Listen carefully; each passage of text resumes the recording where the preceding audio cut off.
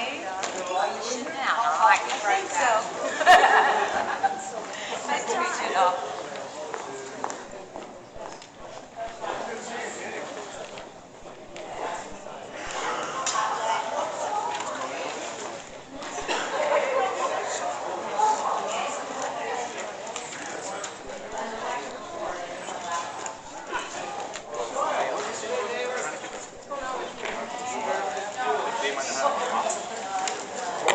Good evening, Amargosa.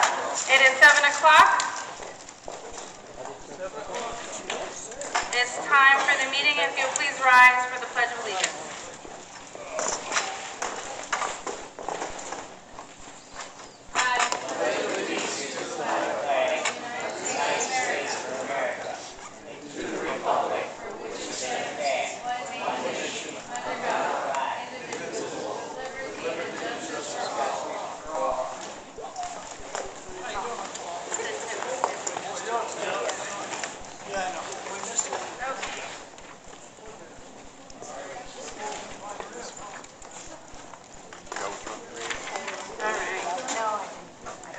I'll give everybody an extra second.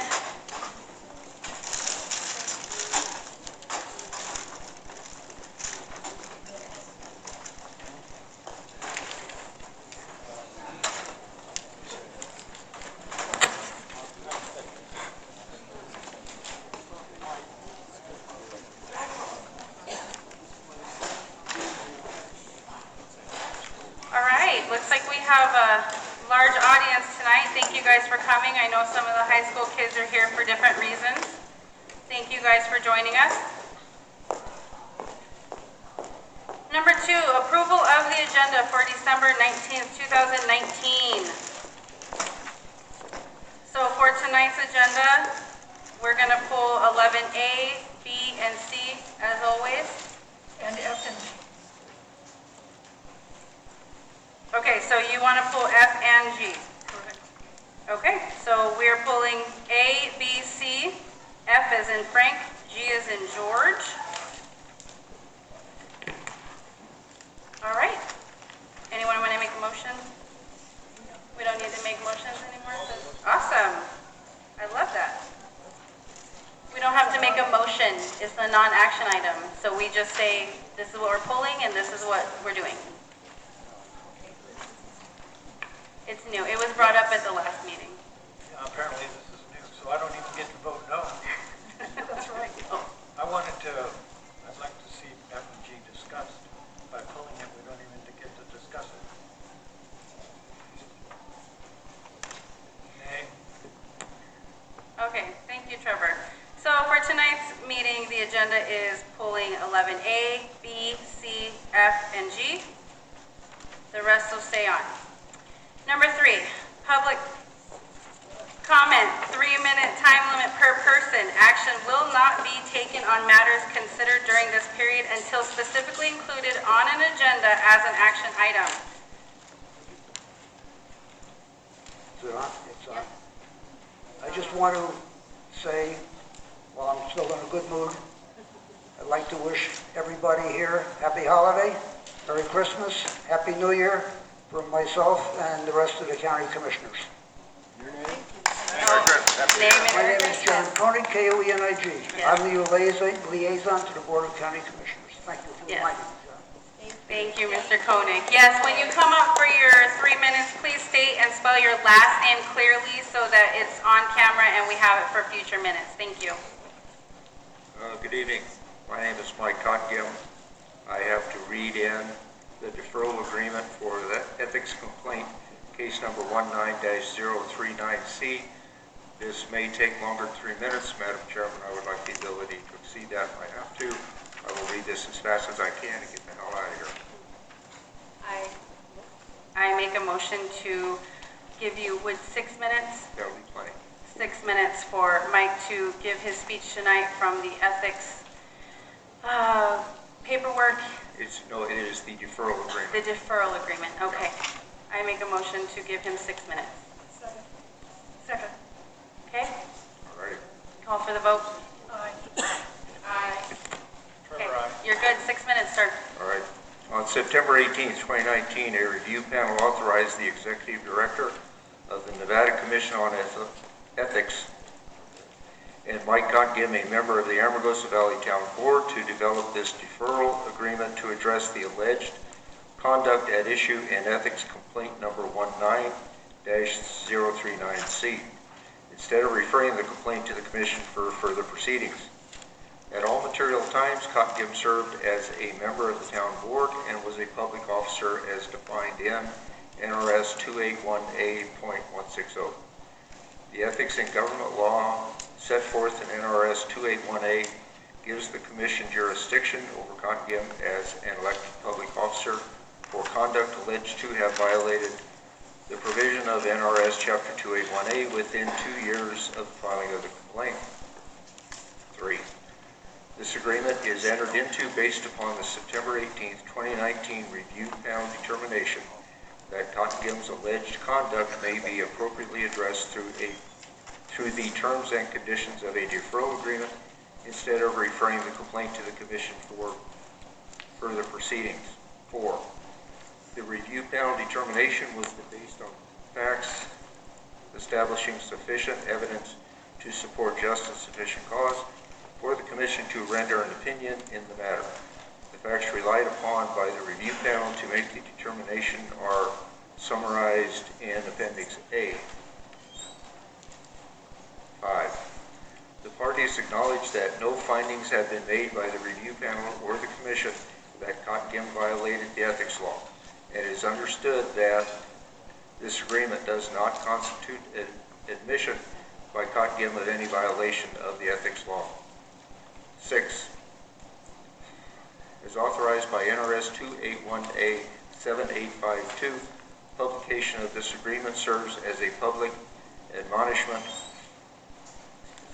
expressing the review panel's disapproval of Cottgim's conduct in this matter for failure to disclose and or abstain from acting or voting on issues before the town board affecting the interest of his employer. 7. On or about May 15th, the Commission received ethics complaint number 19-039C from a member of the public. On July 1, 2019, the Commission issued an order on jurisdiction and investigation directing the Executive Director to conduct an investigation regarding Cottgim's alleged violations of the following provisions of the ethics law. NRS 281A.402.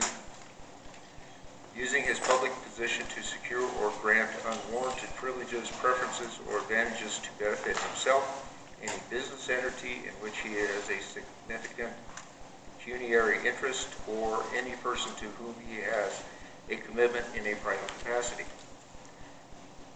NRS 281A.4201, failing to sufficiently disclose acceptance of a gift or loan, pecuniary interest, or commitment in a private capacity to the interest of another person that is reasonably affected by an official matter. NRS 281A.4203, failing to abstain from acting as on an official matter which is materially affected by accepting a gift or loan, pecuniary interest, or commitment in a private capacity to the interest of another person. 9. On July 1, 2019, the Executive Director provided a notice of complaint and investigation pursuant to NRS 281A.720 and NAC 281A.410, and provided Cottgim with an opportunity to submit a response to the allegations. On August 5th, Cottgim provided a written response through his legal counsel, Brian R. Hardy, Esquire, of Marquis, Auerbach, and Coffin. 11. On September 4th, the Executive Director presented a recommendation relating to just and sufficient cause to a 3-member review panel pursuant to NRS 281A.725. 12. A panel determination issued on September 18th, 2019 concluded that there is not sufficient credible evidence to support a determination that just and sufficient cause exists for the Commission to render an opinion in the matter regarding violations of NRS 281A.402. There is sufficient credible evidence to support a determination that justice and sufficient cause exist for the Commission to render an opinion in the matter regarding violation of NRS 281A 4201 and 3. And Cottingham's conduct may be appropriately addressed through corrective action under the terms and conditions of a deferral agreement instead of referring this complaint to the Commission for further proceedings. 13. This agreement shall be in effect for a period of 2 years, the deferral period from the date of approval by the review panel. Cottingham must comply in all material respects with the provision of NRS 281A during the deferral period without being the subject of another ethics complaint arising from an alleged violation which occurs during the deferral period and for which the review panel determines that there is just and sufficient cause for the Commission to render an opinion in the matter. Cottingham must present the deferral agreement to the town board and/or issue a public apology. This is not a public apology, but either in-person testimony presenting from public comment at a public meeting of the town board or a formal letter to be read into the record during public comment at a public meeting of the town board, as authorized and approved by the executive director. Cottingham must provide evidence to the executive director of his compliance with this requirement on or before January 16, 2020. 16. The executive director shall monitor Cottingham's compliance with this agreement. Should the executive director discover that Cottingham has not complied with any terms of the condition of this agreement, the executive director shall inform the Commission of any alleged failure of Cottingham to comply with the agreement, give Cottingham written notice of any alleged failure to comply with the agreement, and allow Cottingham no less than 15 days to respond to such a notice. Although Cottingham has left public office, the Commission acknowledges may serve as a public officer or employee during the term of this agreement, and the Commission retains jurisdiction over Cottingham for purposes of ensuring compliance with the agreement. The Commission may vacate this agreement and conduct further proceedings in the matter, including an adjudicatory hearing, if the Commission finds that there is substantial evidence that Cottingham failed to comply with the terms and conditions of the agreement. If Cottingham complies with the agreement and the conditions of the agreement, the Commission shall dismiss the matter with prejudice. This agreement applies only to alleged conduct related to this complaint. Acceptance. We, the undersigned parties, have read the agreement, understand each and every position therein, and agree to be bound thereby. Appendix A. Facts relied upon by the review panel. At all times relevant to the allegations in Ethics Complaint 19-039C. Cottingham was a member of the Amargosa Valley Town Board, Nye County, State of Nevada. In his private capacity, Cottingham was the operations manager at Acres Cultivation, the only marijuana cultivation facility located in Amargosa Valley. Cottingham was acting as the chair of the town board during its April 5, 2019 public meeting. The agenda of the town board's April 25th meeting included the following agenda items. 9H. For possible action, discussion, deliberation, action is adopt, amend, or reject Amargosa Bill 2019-03, a bill proposing to amend Amargosa Valley Code, Chapter 5.32, entitled Marijuana and Medical Marijuana Licensing, and provide for the severability, constitutionality, and effective date thereof, and other matter relating thereto, and to set an effective date. Item 9.1. For possible action, discussion, deliberation, action is, motion is hire attorney Arlette Newvine as town attorney, set up funding account, and fund the account at a public hearing on 5/29/2019. The proposed Amargosa Bill 2019-03 would create a new chapter in the Amargosa Valley Town Code pertaining to the licensing and operations of marijuana and medical establishments in the town of Amargosa Valley.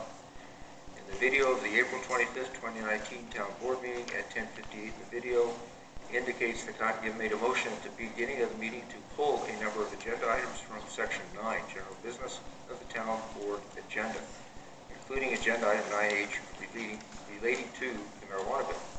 After board member Dolby objected to Cottingham's motion to pull certain agenda items, specifically objecting to his suggestion to pull item 9H, Cottingham's motion was passed by the town board. Gibb did not disclose that he was employed by Acres Cultivation before he made the motion to pull certain agenda items, including agenda item 9H related to the proposed marijuana bill. The video of the April 25th town board meeting at 5710 in the video indicates that the discussion of agenda item 9I relating to the hiring of attorney Arlette Newline included a presentation by Newline and numerous comments by the public regarding the pros and cons of hiring a town attorney. During her presentation to the public and the town board members for the agenda item 9I, Newline stated that she understood the issues relating to marijuana cultivation in Amargosa Valley. She also made reference to the residents dealing with the smell of marijuana caused by marijuana cultivation and the need for appropriate zoning regulations. Public comments received for agenda item 9I were related to the fact that Newline could review the marijuana issues that were facing Amargosa Valley and its residents. Gibb was one of 2 board members who voted against agenda item 9I, which failed to pass 2-2 vote by the board. Gibb voted against agenda item 9I without disclosing that he was an employee of Acres Cultivation. On or about July 9, 2019, Gibb resigned from his service on the town board. Thank you. Thank you, Mike.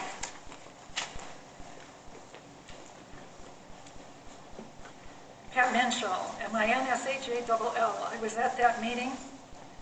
I reviewed that meeting, and this makes me very, very angry.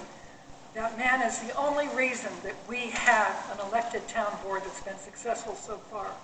He has done so much for this town, and it really upsets me that he has been treated this way. I'm just very upset with it. Thank you, Pat. Go ahead. Teresa Cantwell, C-A-N-T-W-E-L-L. I have to second that. Sorry. I want to second that. Okay, it's on. Listening to that was embarrassing, that we put that man through that. From what I have seen since I've lived out here, I've not seen any reason for that, and I am ashamed that we put him through that. And I'm not going to say any more because I'm really upset. Thank you, Teresa. I will say that with being on the board, we are susceptible to a lot of things, and an ethics violation is one of them. So I feel awful for Mike, and we've discussed this before. The situations like this just are really, really heartbreaking. Go ahead.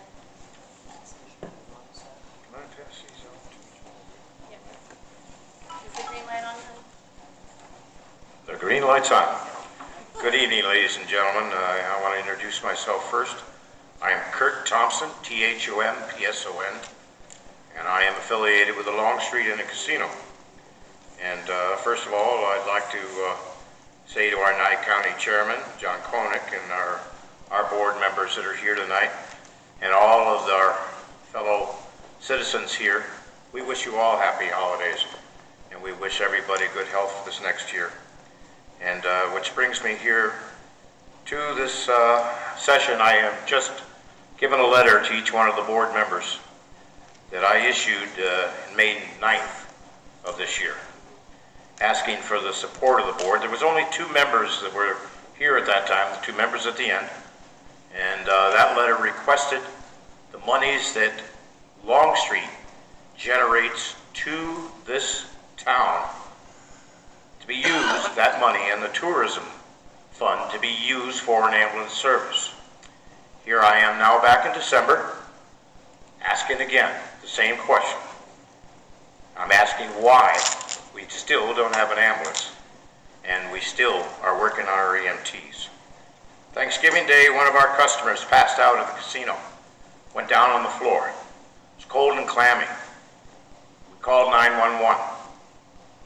It took 1 hour to get the Pahrump Valley paramedics and ambulance here.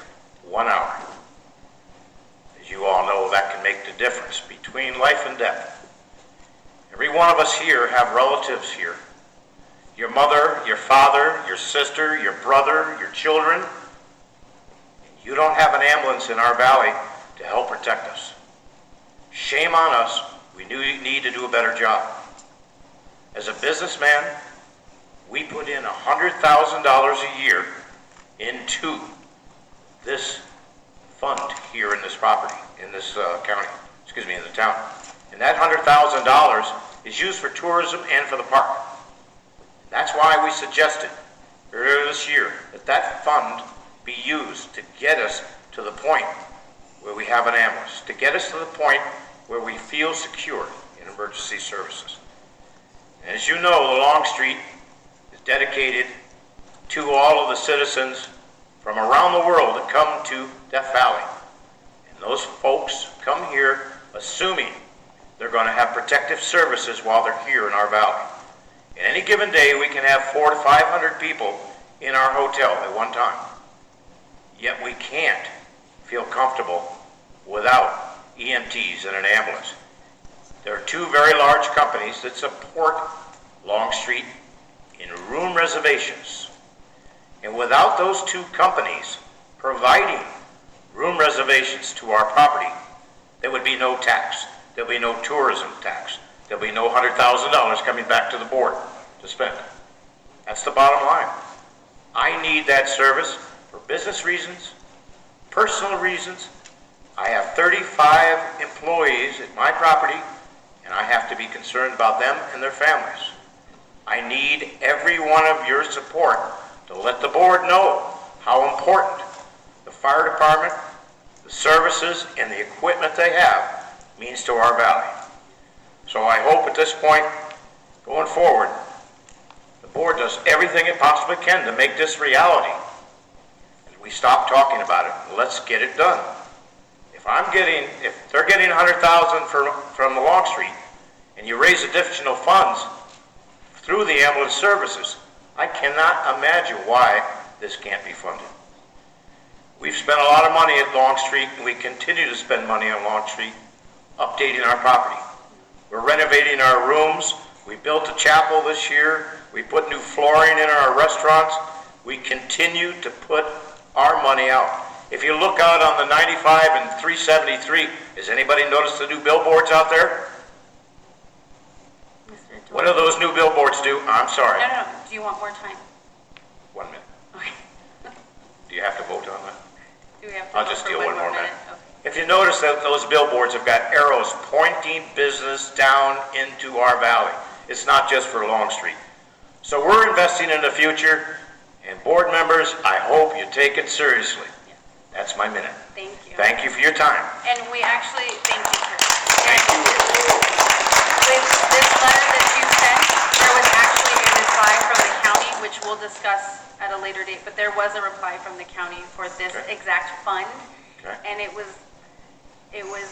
again stated that we couldn't use the money from that fund for that, but we will discuss. Well, John We'll Koenig, discuss the it. chairman of Right. Nye County Commission, is here tonight, and all of us want to know an answer, don't we? Absolutely. Yes. And we want this ambulance. Yes. So, John, board, please, work together, come up with solutions, help us. Thank you very much for your time. Thank you.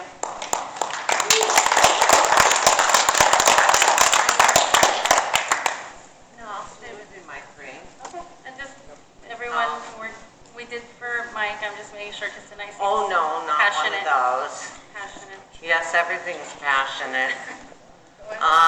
First and last name? Deborah Mendick, Amargosa Valley, MENDYK.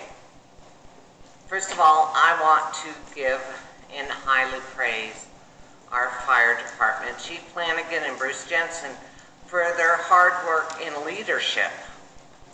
They have built up this fire department as we have not seen in over 7 years.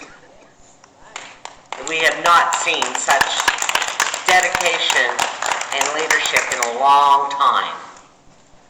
Now, I have several things I want to make remarks about. Ms. Minchall, you have several incomplete projects that you lead and nothing gets completed. Number 1, inventory of town assets, which has never been completed so far because the volunteers fell through.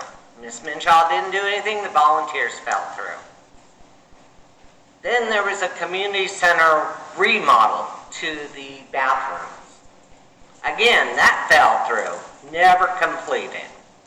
Now, I will give kudos to the fact that at the cemetery, got the trees cut down, got it with a reasonable price, not with a signed contract for purchase order as mandated in town minutes. But it was done, but nothing has happened since, and it looks shameful. And yet we voted on the bathroom remodel, $1,800. That was spent, but nothing happened. The trees, there was a good portion of money spent on those trees. $900 every time they came out, and I know they came out 4 times. Okay, that was to clear up the trees. But go look at the cemetery, it looks terrible. It's awful. It's a shame. My last comment is, what is the board doing to improve this community by attracting new business or promoting tourism? The only tourism that's being promoted at this point comes from Longstreet. We're not even promoting our own Big Dunes. We're not promoting our Ash Meadows. All we see is, here's a casino and rooms to stay in. So we need to really work on attracting new business instead of seeing our youth leave us constantly because there's nothing here for them. The other thing is a lot of talk about liability insurance. And this is really sad to say, and I know the money's there in the budget, but that playground equipment is going to cause a child to be maimed and hurt drastically. And you want to talk liability? Look at that playground equipment, and you've done nothing about it. And that's really a crying shame that we're putting our youth health at risk when they go to play in the port. To hell with your gopher holes. That equipment's more dangerous than a gopher hole. Everyone knows to watch for a gopher hole or a snake hole. But that equipment being rusted through, Pat, I know you're a registered nurse. Please stand out there with tetanus shots available. Thank you. Thank you.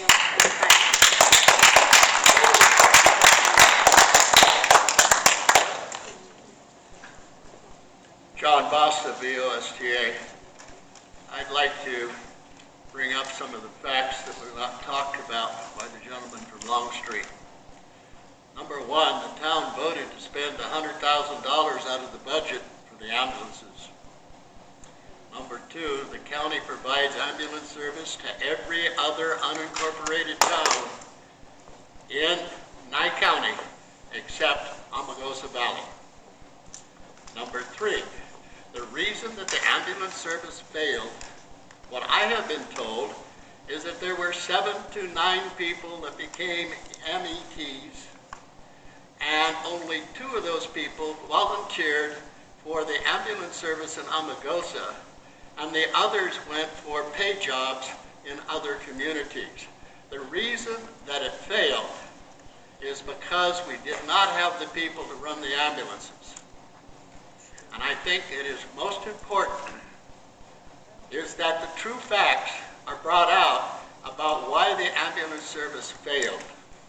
And it wasn't the financial part of Longstreet. And the other thing I'd like to take and point out is that at the time, it was decided 60% for Longstreet advertisement and 40% for the park, is that Longstreet did not pay their taxes for 3 years. And they negotiated that percentage. I believe that this town board has the right to decide how they will use that money other than just tourism. And I have said this to this board. I made a recommendation that they follow the same thing that they do in Pahrump, by giving percentages to different facets in the town that needs to be funded. And yet the thing is the fund for the tourism has increased. And I agree with the gentleman, it hasn't been properly spent. But I think that what is very important is when you come before this community, come with facts and documentation. And the one thing I'll take and say about the ambulance service is the true reason that it failed has never been brought forth to this community of the men who were trained at the expense of the county. Did not volunteer to run the Amargosa ambulance service. They went after the paid jobs. And there wasn't enough people to run an ambulance here in our community. And that's why it failed. Thank you. Thank you, Mr. Boston. You guys, we had a timed presentation tonight from Nye County Nuclear Waste Repository Project. I don't want to say this wrong, I apologize if I do. John Klinke, are you here? You're here? Do you mind if we go a little bit, or? I think public comment should be completed first. It needs to. I also see that it's going to be long, but if he's. The people from the repository can wait. Thank you, Mr. Basta. Go ahead. Amazing opinions. All right, I'm a newcomer to your town. I've only been here about 5 years. Name, Chose to come here. My name is Deborah, D-E-B-O-R-A-H, Scriven, S-C-R-I-V-E-N. can you speak into the mic so that everyone is sorry? Push the button. Please, is it on? It's green. Thank Okay, you. there you My name is Deborah Scriven, D-E-B-O-R-A-H, S-C-R-I-V-E-N, and I go by the name Morgan. I moved to this valley about 5 years ago. It looked like a very peaceful place to live. The very first thing that I looked at was what kind of medical services they had provided, what kind of emergency services. I've had the pleasure of having 2 jobs while I've been in this town. One was at the academy, where they had highly volatile children, and on any given day, you might only need to call an ambulance out 3, 4, 5 times a day. Not only for the staff, but for the children. I'm livid about the fact that we had ambulance money provided, I was told, by Longstreet. And as you pointed out, you guys should choose where you want to spend the money. I sincerely hope Longstreet chooses how they want to give the money back. If you don't want to give it to where we need it, I've watched this last year, 5 people die in this valley that were very near and dear to all of us. How many more people have to die before we figure out we need an ambulance service? Maybe nobody here claims those people that died, but I think they did not move to this valley to say, gee, this is my resting place. I'm going to move there to a peaceful serenity place so I can die. The tourists don't come here to die. What do we offer them? If this is something that's not possible, then why don't you just call it what it is and just say we don't deserve an ambulance service? The EMTs that I talked to made it very clear, yes, they have training. They left here because that they were told, bottom line, that nobody was ever going to get the ambulance set up. They need jobs just like we do. And at this point, unless that somebody wants to start telling the truth about what it's really about, I'm ashamed to say I live in Amargosa Valley, where I don't matter. My health doesn't matter. Our customers' health don't matter, and my neighbors and friends and family don't matter. Shame, shame, shame. Thank you, Morgan.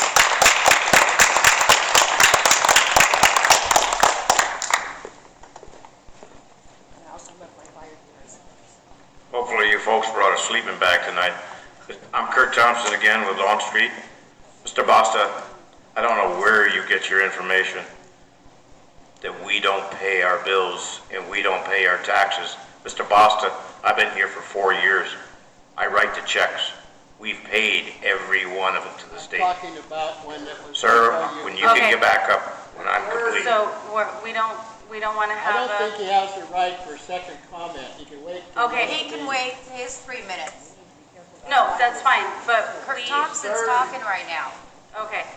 What I'm saying is, there's still going to be some respect, and we're not going to have arguing and bantering. I am fine with you speaking, but you have to wait till he's done because we have to be on the microphone. Okay. That's all.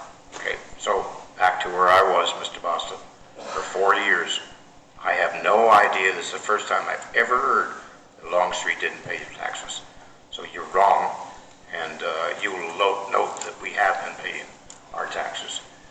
The county commissioner is here, and I'm sure if he had to research it, he'll find the same. Thank you. Thank you. John Basta, I'd like to take and correct the gentleman that's been here for 4 years. Is that back around 2000, somewhere 2006 or so on, when they took and formed the resolution of how they would use that money, is that Longstreet had been filed a complaint against them for not paying the bill for 3 years. And it was a legal action against Longstreet, long before you came to this community. And now you're preaching only the last 4 years. People have lived in this valley a lot longer than just 4 years. And what I stated was the truth, is that Longstreet did not pay their taxes on gambling taxes for tourism taxes for 3 years. And they were indicted, and they had to go to court. And as a settlement, they came up with the agreement of how that was going to be, and it was 60-40. And they dictated how the money was going to be spent. And at that time, this was a town advisory board underneath the jurisdiction of the county commissioners. And the one thing that everybody has lost fact of is Nye County provides ambulance service in every community of this county except Amargosa. What this town should be doing is asking the county commissioners why ambulance service is not provided here in Amargosa Valley. Why do we have to afford and bring the ambulance here when everybody else in the county has ambulance service except us? Put the shoe where it belongs. Thank you, Mr. Buxton.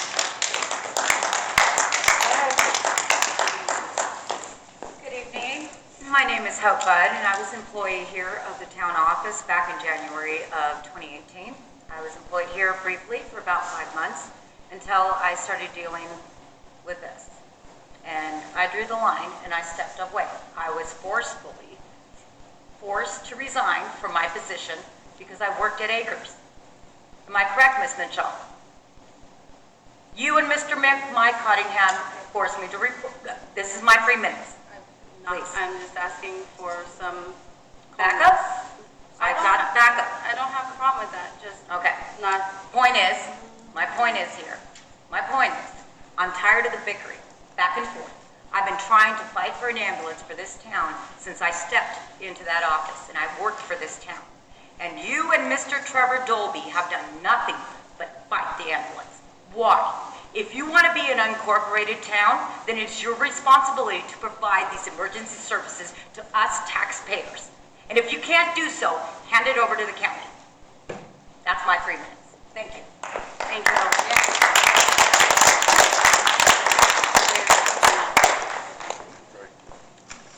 Juan Fime.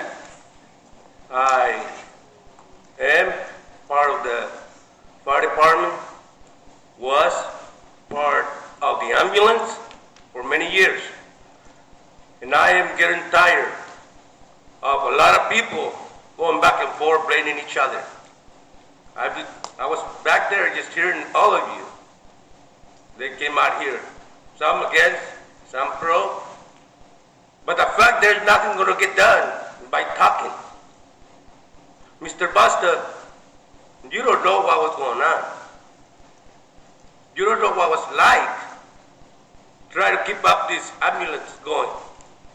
You weren't there. You don't know how hard these two men work. How hard we work. Try to keep it going. True, it's volunteer. But those people, that we went to those classes, those people that made it through, they were waiting. They were waiting and waiting and waiting for something to happen. but because everything we ask, it stays right here. We just talk and we don't do actions. Now stop blaming each other. What's done is done. It hurts that people like us, that we work so hard, go to those classes. You guys don't know what it's like. I get out from work and then go to classes, get out from work, go to classes. When the calls come up, get out from work, go to the call, go to classes. It means like we don't have no life. But it's not that, it's that we got passion for this valley. Something a lot of you don't have. It doesn't matter how many years you live in here. I've been here for more than 30 years. Ever since I came here, I was decided. I was committed to help this valley. And I wish a lot of you would do or have done the same thing that I did. It wasn't easy, but I did it. I was with the ambulance when it was up and running for more than 7-8 years until it got shut down. And because of these two people right here, I came back. And it wasn't true that there was only 2 people left in this town. They made it through. There was 4 people and a lot of EMRs. So wherever you got your information, Mr. Busta, you better check again.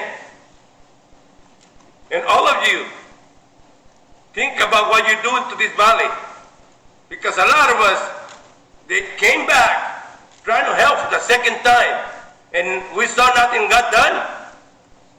It's going to be kind of hard to get back on it again. Because every time we go to a class, it's 240 hours class. Just to get that piece of paper that allows you to become an EMT. So, don't blame the EMTs that are here right now. They're doing their best. We are doing the best we can with what you guys gave us. Whatever you guys allowed us to work with. So blame yourself, whoever were against having the ambulance. I don't care where the money comes from. I don't. If it's from the county, if it's from the town, I don't care where it comes from. We need the ambulance, period. Like somebody said, my life worth more than $10,000, $30,000. My kid's life worth more than that. So a lot of you there are only watching the money-wise.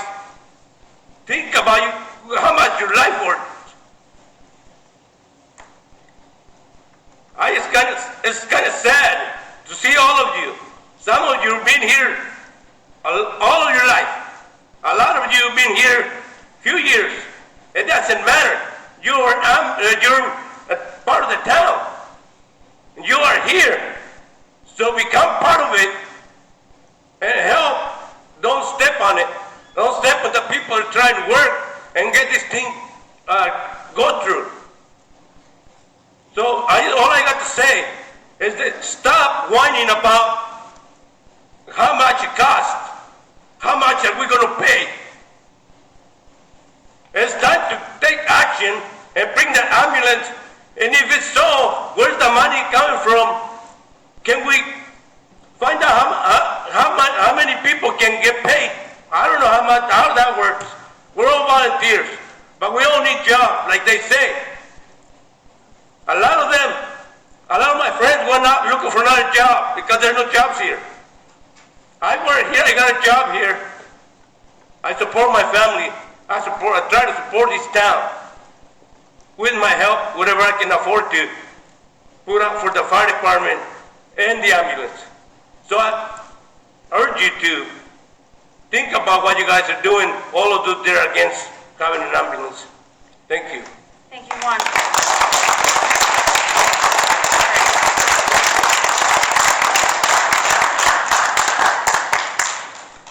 Deborah Scriven again. He brought up a couple things that just really jogged my mind. I was married to somebody and on the fire department for 18 years. One of the things that we afforded our volunteer fire department was certainly no money, sometimes very little thanks, but they were at least, when they were caught in a structure fire, were given medical attention. They didn't have to lay there and die and wait and wonder. Getting back to the money, again, I applaud that gentleman. Seriously, thank you very much. And all the firefighters. The other thing that I wanted to bring up is that it's not about the money and where it's coming from, but when all the people in this room, in every other county complain about taxes going up, we want to know where our money goes. I can't think of any adult in this room that doesn't want to know where our taxpayer money goes. So if we're being told it's going for a certain thing, I think we have the right to expect it to go for a certain thing.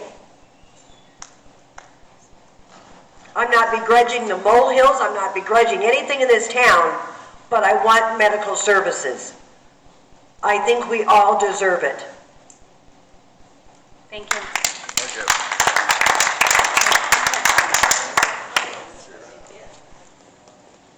My name is John Basta, and I'd like you to know, the gentleman that took and accused me, I didn't know what I was talking about. I served on the advisory board, and I was the person that helped carry the petition to make this a town elected board, and I served on this board for 4 years. And I understand how the budget is run, and where the money comes from, and who is responsible. Where were you when Dobie walked 50 miles up to the top of the grade going to Las Vegas, when he got to the county lines, was stripped of his clothing down to his shorts, supporting the fire department? And Vance Payne kicked him off of the fire department and the ambulance and said, "You will never be on the ambulance service again." And yet you have the audacity to take and say he's the one that defeated the fire department, and that is not correct. And people have started to talk about personalities and attacking people. And it's got to stop, I agree. But you got to look to see where the funding comes from and whose responsibility is it. And I maintain the responsibility for the ambulance service in Amargosa Valley is Nye County, like they provide in every other community of this county. Why are we singled out? We're unincorporated. Ask that question of your county commissioners. Go over to the county commissioners meeting and speak out for the town. Thank you, Mr. Boston. Okay, folks, we had a time presentation at 7:20 from Nye County Nuclear Waste Repository Project. John Klenke, I hope I'm saying that correct. You're here to talk to us about a sampling and monitoring program? Yeah. Thank you. I have copies of this presentation in black and white.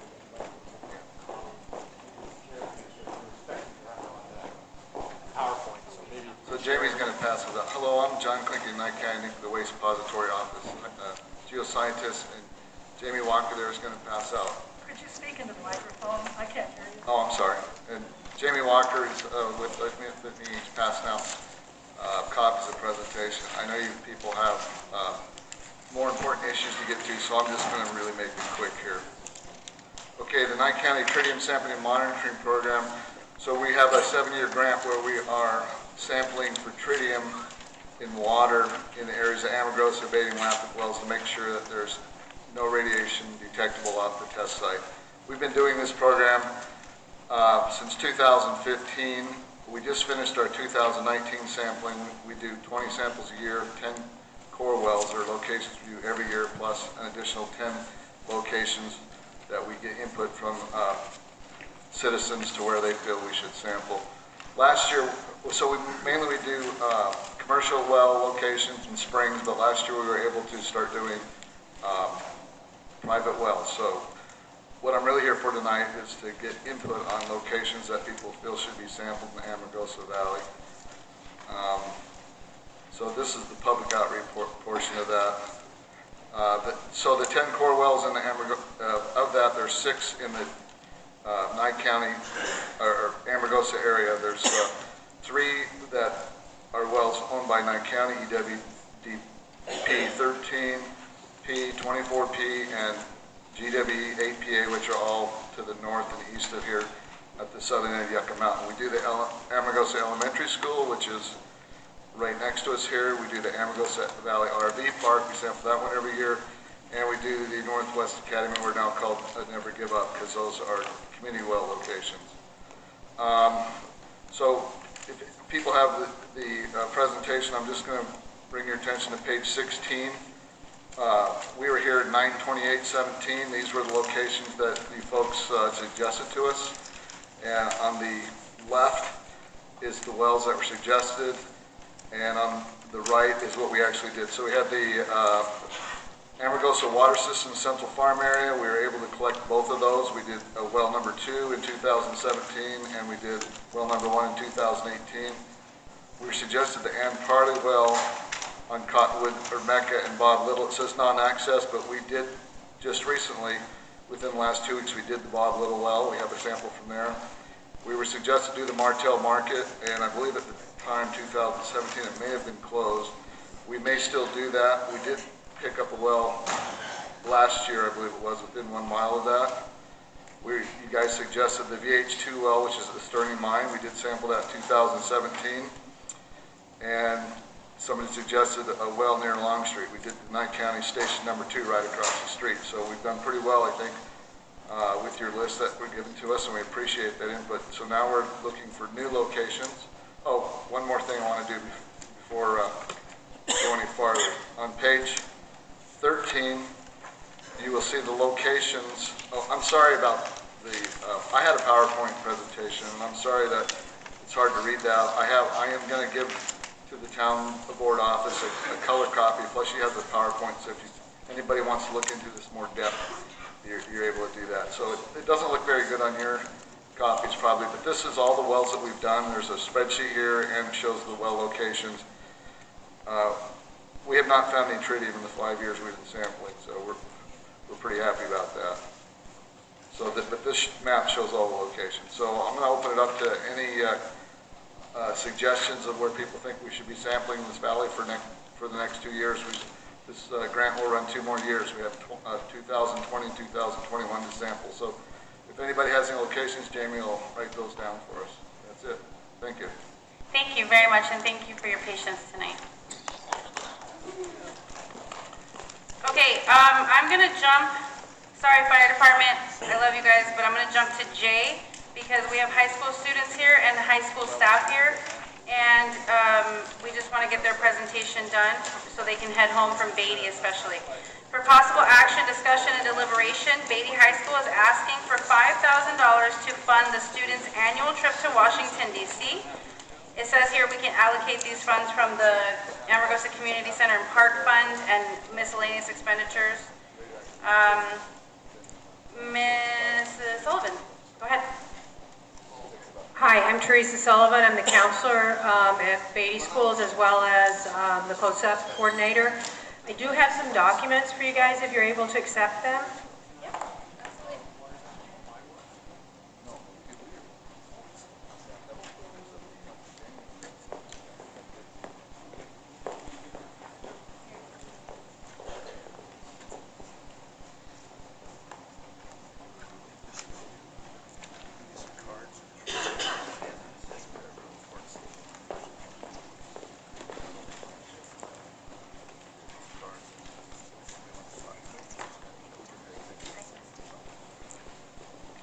The first one is basically just an informational brochure about Close-Up Washington, D.C. And as you look at it, I'll go over some quick, I'll be quick, guys. I know everybody's in a hurry to keep moving. For about 34 years, Beatty High School, this will be our 34th year that Beatty High School is taking students to Close-Up Washington, D.C. We actually go every 2 years and take juniors and seniors. To date, we have taken 316 students to Washington, D.C. Not myself, obviously. Mr. Kerner started this way back in 1986, and a variety of teachers excuse me, and staff have been part of it. As you can see in there, Close-Up talks about it being a living classroom, which is very true. The students get to visit all of or many of the memorials, but they also have instructors and they have classes during the time they're there. They participate in debates and workshops, and they also participate in mock congresses. On the schedule, it runs from Sunday through Friday. On Wednesday, myself and my husband, who are the chaperones for this, will take the students to Capitol Hill to meet our senators and representatives. Additionally, I've scheduled this year for them, as long as our plane reservations are right, Close-Up sets those up, but we'll be able to go to the Holocaust Museum as well. So it's a very intensive program, an incredibly beneficial program to these kids. You can also see in the letter where this costs $2,065 per student, and that includes everything: the kids' food, hotel, flights, all the supervision, all the close-up workshops. One of the really great things is that Close-Up manages them all the time. They have chaperones in the hallways where they're sleeping, and they really take good care of the kids. But $2,065 per student. We have 23 students going this year, and our total cost is $47,495. Just as kind of a side note, I always think these are our kids, and I know we have Beatty and Amargosa, but I think that when they're in the high school, they aren't a Beatty kid or an Amargosa kid, they're our kids, and that's just how we see them. A lot of times people ask where they're from, and we have to think about it. But we do have 17 Amargosa kids going and 6 Beatty kids. The last thing I want to touch on is that I think it was prior to 2015 that the Board of County Commissioners eliminated the Educational Endowment Fund. And prior to that, they would give Close-Up program, give us $1,000 per student typically to travel. And so that money has been gone for the last few trips that we've taken. So this is now why we come to the town boards, to businesses, as well as fundraise, and students make some payments. So on the last page, you can see how much money we've raised and that they've paid. I've broken it down by how much money the students have paid, how much has been raised through fundraisers, and then how much money has been donated to date. So we're left now, we have $17,504 due. So we're getting there, we're still working on it. Thank you. Any questions? Yes. Do you have copies for the townspeople? They can, we'll make copies, but they can also have mine. I think there was an extra letter, and I have 2 extra brochures. Yeah, I think. They're color copies. I really am kind of, Limited have to on be that. frugal. I'll Yeah. pass mine Yeah. around, and I'd like Okay. to take a peek at that. Okay, absolutely. Here's an extra letter, you guys can use mine. Mrs. Sullivan's given us an information. Anyone like to make a motion?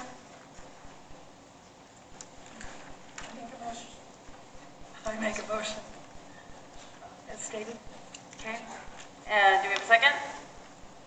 I'll second. Okay, so Pat makes a motion, Melanie makes a second. We can have some discussion. Is there any questions from us? I want to discuss. I would like to raise that to $10,000, not take it out of parks and recreational programs, because that is not where it should come out of. It should come out of economic development and tourism. One of the biggest components of economic development is education. This is an educational program. That's why I believe it should come out of education or economic development and tourism. And again, they've got $17,000 to raise. We've got 17 students here from Amargosa. I would like to raise that to $10,000. Okay, Ms. Sullivan, when is this money due by? We need to mail the final payment February 1. February 1. I believe it's actually due in their office February 14th, 15th, Okay. but, I hate to, cut it any closer than that. Right. Okay. Because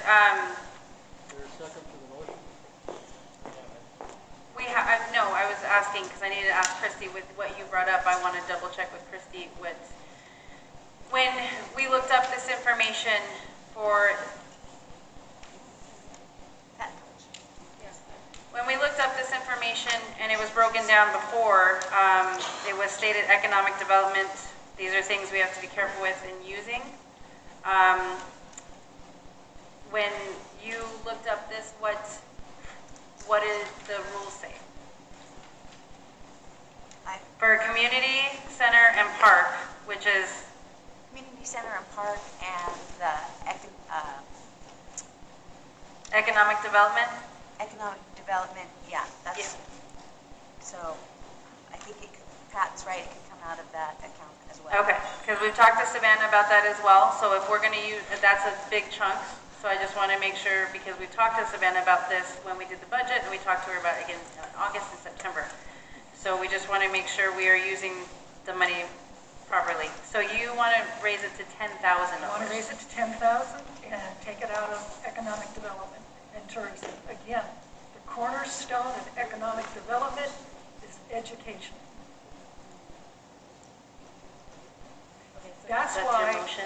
and I'll add to that, that's why a lot of third world and developing countries are getting our jobs because they are being educated to take them away from us.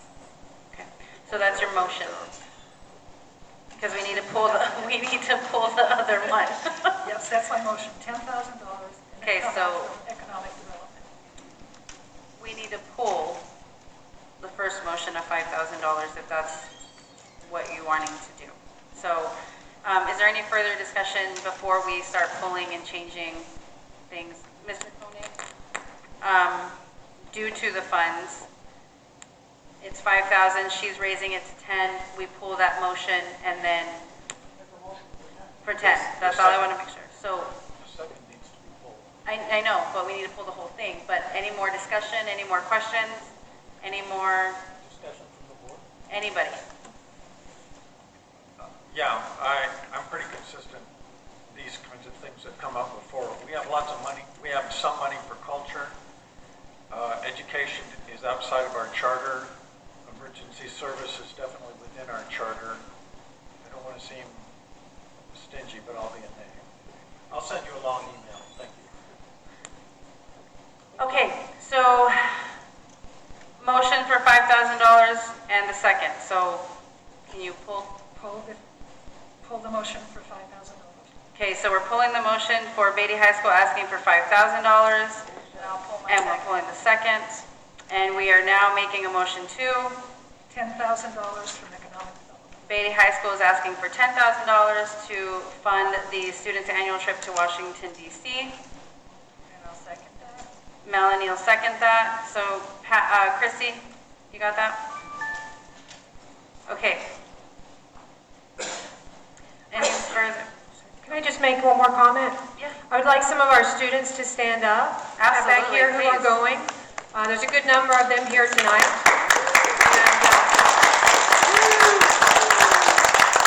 They've been working really hard, and they're here after being in school all day, then at practice, and then showing up here.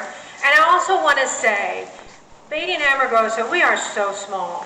We are incredibly small communities. And the cultural exposure that these students get, and I don't want to be argumentative, but I do want to point this out, they get very little. So this trip to Washington, D.C., this exposure is definitely a cultural experience as well. We have a very different environment here than the rest of the world, and we all love it, but they need to see the world. Absolutely. So, call for the vote. Aye. Aye. Trevor? Trevor, nay. Aye. You guys, I personally myself think that, and you guys know this, I've talked to you guys about this, that you guys need as much as you possibly can. You need to see the world, you need to see things, you need to touch it, you need to understand it, you need to meet people, you need to be out there. We've talked about this as well, that you guys need to see as much as possible. And Amargosa is a great place. It has pros and cons, just like every town across this country. But you guys need to see some history, and you guys need to see other things in other places and see what works for you in your life and for your future, for your betterment. So, Amargosa Town Board, thank you to Pat, thank you to Ms. Sullivan. You'll receive your $10,000 to help out. And I want to add something to that. You are our future.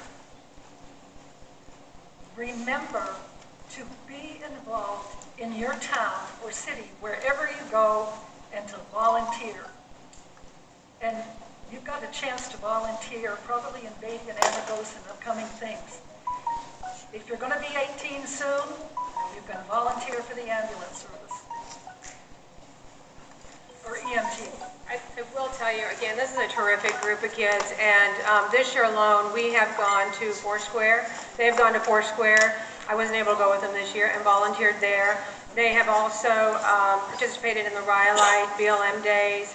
There are a number of things that they do as well as food drive, toy drive through the school, and so they really are an amazing group of kids, and I thank you very, very much. It was amazing. Absolutely, donation. you guys Appreciate deserve it. it. Thank you. Merry Christmas, you guys. Have a safe trip. Thank you, Mrs. Sullivan. Thank you, Mr. Sullivan. Okay, guys, so that was an extremely positive thing tonight. Again, I know that a lot of these things are sensitive. I know we get very passionate. There's a lot of things that need to be discussed and need to be made very clear. But one of the things I stand for personally is those kids. Every single one of them. Okay, fire department report.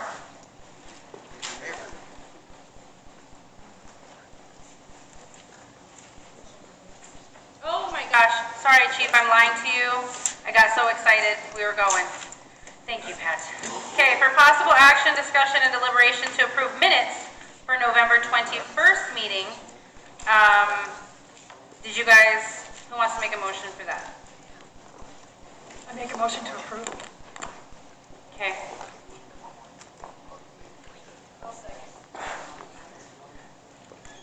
Okay, so we have Pat with a motion to approve the minutes for November 21st. Melanie to second. Any discussion? Call for the vote. Aye. Aye. Trevor, we're on the, yeah, we already motioned and seconded the minutes for November 21st. Yeah, I looked at them, they're okay. So aye. Okay. For possible action, discussion, and deliberation to approve the minutes for November 7th at the Amargosa Valley Town Board meeting. I make a motion to approve. I'll second that. Open for discussion. Call for the vote. Aye. Aye. Trevor, aye. Aye. Okay, minutes are done. Fire department report. Now I'm not lying to you. Now you can come up. Sorry.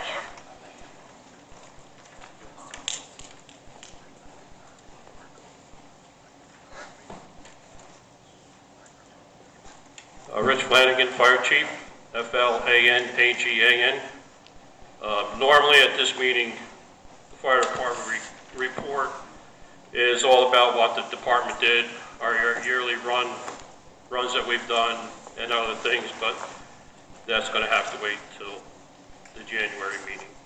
Basically, what I want to address right now is a rebuttal to comments made by Claudia Balker about the department, myself, and Captain Jensen.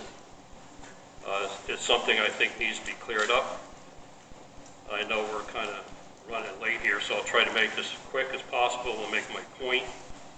But after I address the concerns that were there, I just have a closing comment of my own about all of this. One of the things that was mentioned, that we didn't bring forward a resolution to vote for the ambulance service. Well, that is wrong. I have right here a copy of the agenda for April 25th, 2019, and the item there was item P, which says discussion and deliberation action, approve establishment of Amargosa Volunteer Ambulance Service. And along with that, it was also mentioned a funding line for the budget. The person who submitted that was Jimmy Thomas. Now I happened to watch the recording of that particular meeting, and at that time we had 4 members on the board. And when it was brought up at the beginning with approval for the agenda, they were going to pull that item. I came up here to the podium and asked to get clarification about that being pulled, I stated, the reason why that was there so we could get the official vote to go ahead and move forward with this. Trevor had stated that since the agenda item included that line item for the budget, that's what we were looking for. Basically, what I was looking for was approval for the ambulance service. But what was said at that point in time by Mike Conningham, he told me that he guaranteed that the ambulance service would be submitted in the budget, and he guaranteed that. So to me, that means we got approval to move forward for that. So the other claim on there about not putting together or forward a resolution on there that I circumvented the board, I did not do that. There was another statement made that I could have, with 5 board members, that I could have, with 3, forced a resolution through. Well, again, at that time, we only had 4 people there. So how I could get 3 out of 5 votes out of 4 people, I don't know how that could happen. And basically, at that time, the board was split on anything that was going to happen, as far as 2 against and 2 for. So, also there was a comment made that I don't know how government works. Well, in my past experience back in New York, I was vice president of firefighter union, and I'm very well aware of how government works, because I had to deal with the local government there. So I'm very well aware of how this stuff works and how to be prepared. I was also claimed that both myself and Captain Jensen did some illegal activity by conspiring with the former deputy town clerk to sneak funds into the budget. When we were going through that budget process, the deadline was getting close, and we were instructed, Captain Jensen and I were instructed by a couple of people to submit what we had. So we did that. Once we submit it, whatever happens after that, we have no idea as far as what was talked about as far as submission for the budget. But also, following month, I believe it was May, we had a budget meeting here where Savannah Rucker came up here and went through the budget with the town board at the time. And we went line by line, page by page. And during that, we discussed budget amount for the ambulance service. And at the end of that meeting, all board members at that time voted and approved that budget. So with what's being said that we conspired to sneak things into the budget is totally wrong. We were just following what we were instructed to do, and it was up here at a public meeting, and it was put into the budget. There was also claims or statement made on how the ambulance service is a business. Well, it's not, in the sense of a regular other type of business. This is an emergency service that falls under the fire department. So to set up projected goals as far as income and so forth, that really doesn't apply in this instance. Questions presented other types of, and these are for other types of business. With ambulance services that fall under fire departments, they're funded by budgets and medical billing. At the time, as we've been going through this, Captain Jensen really was doing more of this than I was, but we both shared the burden, not the burden, but dealing with medical billing companies. He was negotiating with one company out of Tennessee, and I was negotiating with a company out of Reno to see who could best serve us. And both companies do medical billing, and the reason why that we are talking to these particular companies is because they have a record and experience dealing with billing for ambulances, for ambulance services, okay? So we had to stop that negotiation when it came down to that we only had 2 EMTs, and we had to stop moving forward on that ambulance service.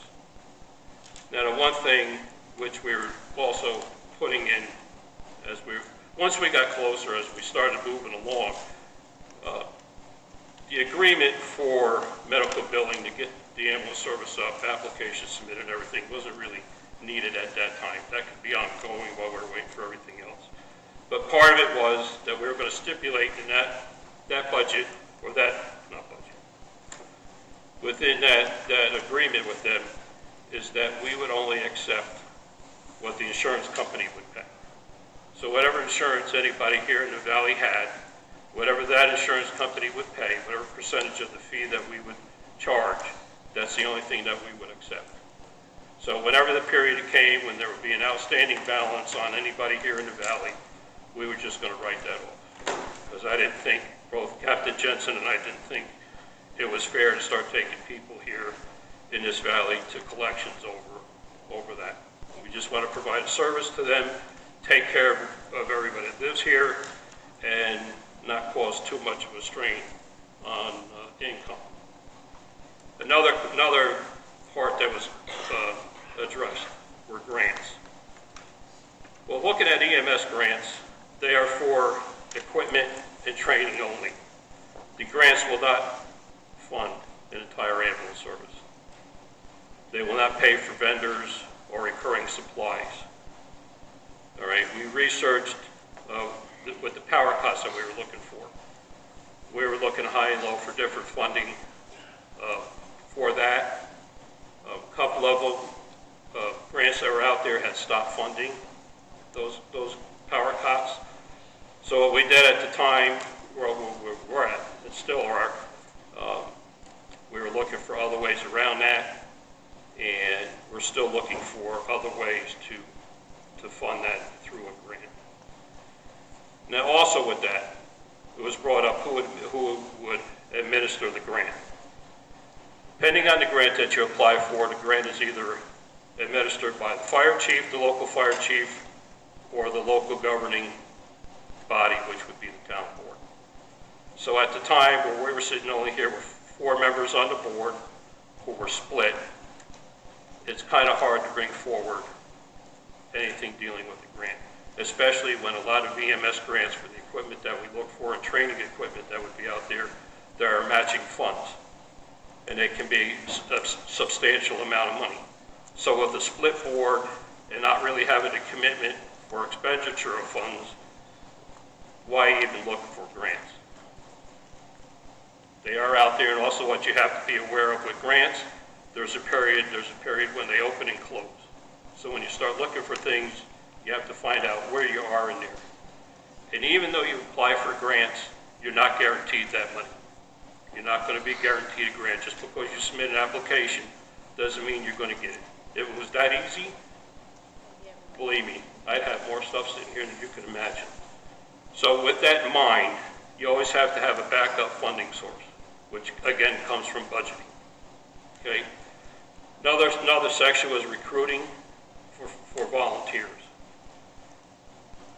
Volunteerism at this point in time is very difficult to get people to commit, just based on economics and everything else. You have people that work multiple jobs, even with a husband and wife, both of them working with children like that, they do have a personal life. So it's hard for people to volunteer. And it's like Juan was mentioning before, they put a lot of hours in classroom time, studying, that's time away from their family. So for somebody to step up and make a commitment, it's hard to bring people in. So what are we doing to draw people in? We're out talking to people. Captain Jensen talks to more people in the valley than I do. He's very active on that end of it. I've posted articles in the town newsletter asking for volunteers. And during Amargosa days at the booth that we had, both Captain Jensen and Melanie were talking to young kids that would stop by and look around. That's how we do our recruitment. We'll get to the end, folks. And also there was a comment made about how many volunteers do we need? Well, we thought with starting off with 8 people, that we would be able to efficiently run this service. And there's really no maximum number as far as volunteers to run the service. All that is the more that you have when you set up your schedule, it's less time that people have to constantly put themselves on the schedule to run run, so it gives them a little bit more downtime, where they're not constantly running maybe every day or every couple of days. Now, there was also comment about the job description for a director.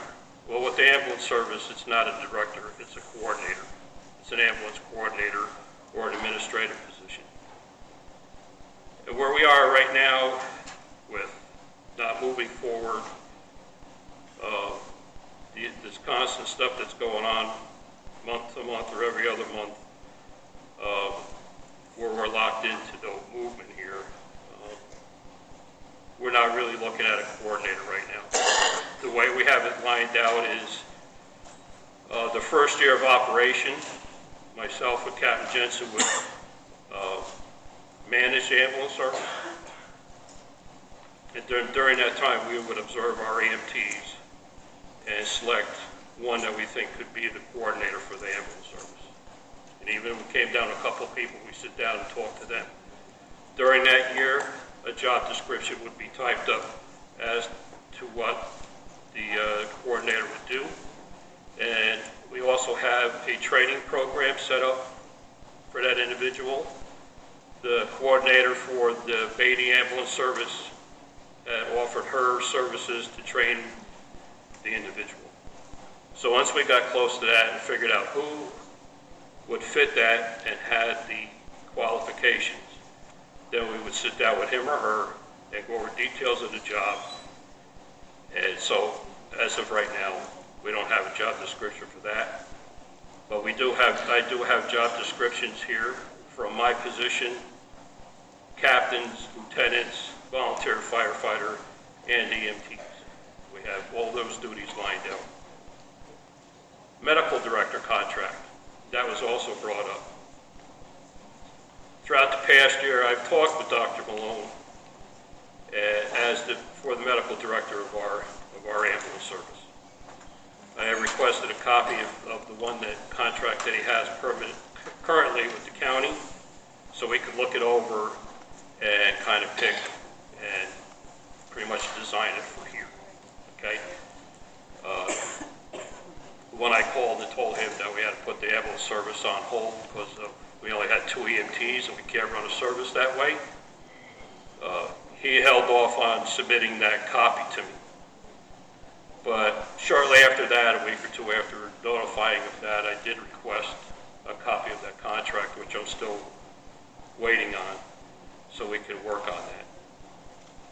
But even then, for us to start moving forward on this, getting an application in place and moving on again, that's not a critical item at this time. We can work on that as other things are going on.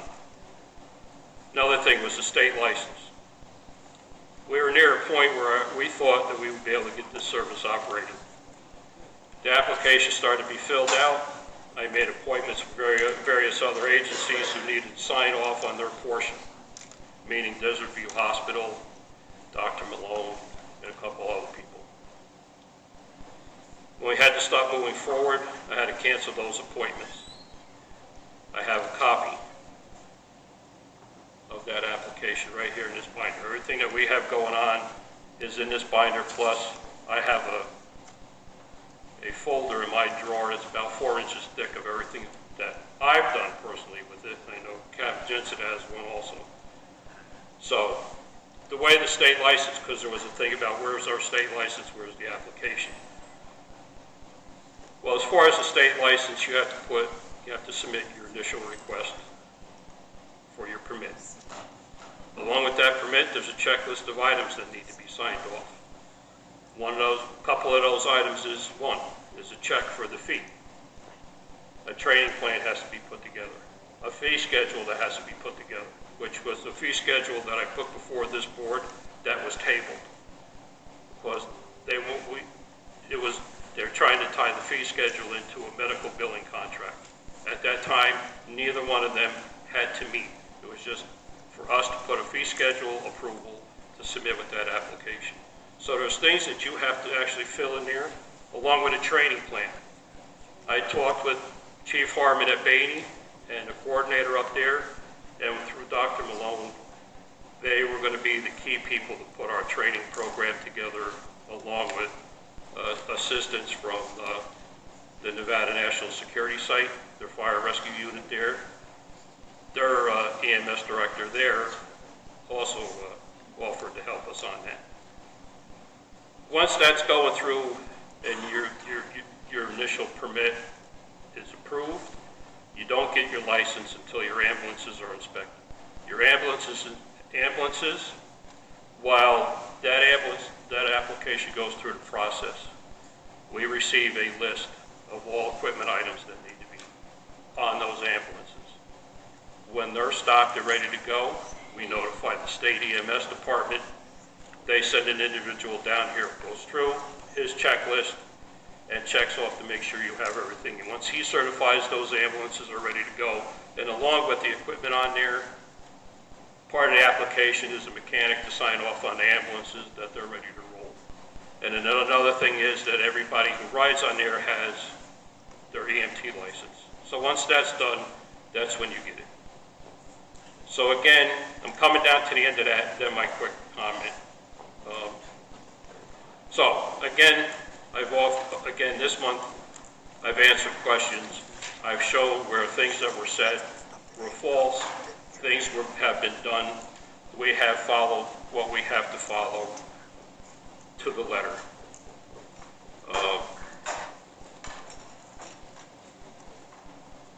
These types of questions are a sign that either other people want to run this service or tell me how to do the job. Since 1975 through 2008, I have held a certification as an EMT and a paramedic. My first certification I obtained was as a volunteer firefighter and paramedic with a private ambulance service. The first volunteer fire department I was with, we were running EMS out of a station wagon. I worked with that chief when I got hired on that private ambulance service. I worked with that fire chief and got him information on the type of box of modular ambulances you see running around today. He had 3 different stations, and he worked with the local government who was on his side. They worked with him. I gave him other information as far as training on a paramedic level. And when I left that volunteer department in 1982 to enlist, a few years after that, when I was home on leave, I checked in with that chief before he retired. With the information I gave him and helping him establish an ambulance service in that town, at this point in time today, he ran it from a basic EMT level to a paramedic level of response within his fire department. So I've been through this before, and I know how this has got to work. So everything that I've had responded in this document here is uncalled for. To me, this is a continuance of slander me and the people I work with. I strongly suggest before you attack anyone or we come back out with these type of things, again, like it's been stated over and over here so far this evening, we all need to have our facts and stop making false claims. A lot of stuff that people are talking here, which I'm going to cover in my comment, if you all came in, I don't need to sit down with the whole board, 1 or 2 people. If over this year somebody could just come in and sat down to where I could show you, we could show you just what it was going to cost to get 2 ambulances on the road, you will be shocked to where we could have had stuff running today. All we want to do here is just protect the people in this valley. As far as I'm concerned, Captain Jensen and myself have done nothing illegal, and all we're trying to do is provide a service to this county that is needed. And this is going to be my final comment, folks.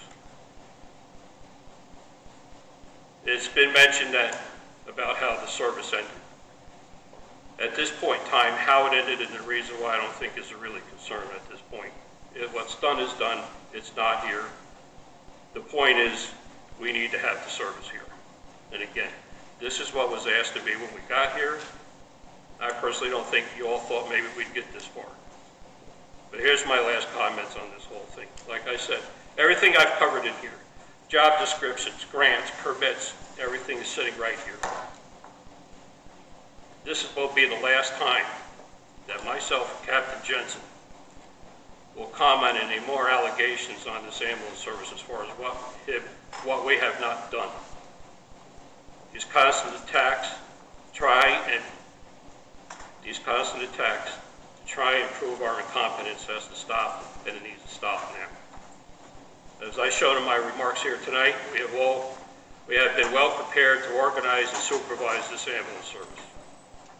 When we started, the first 3 things that we identified right out the gate was to secure ambulances. We did that with the cooperation of the emergency manager.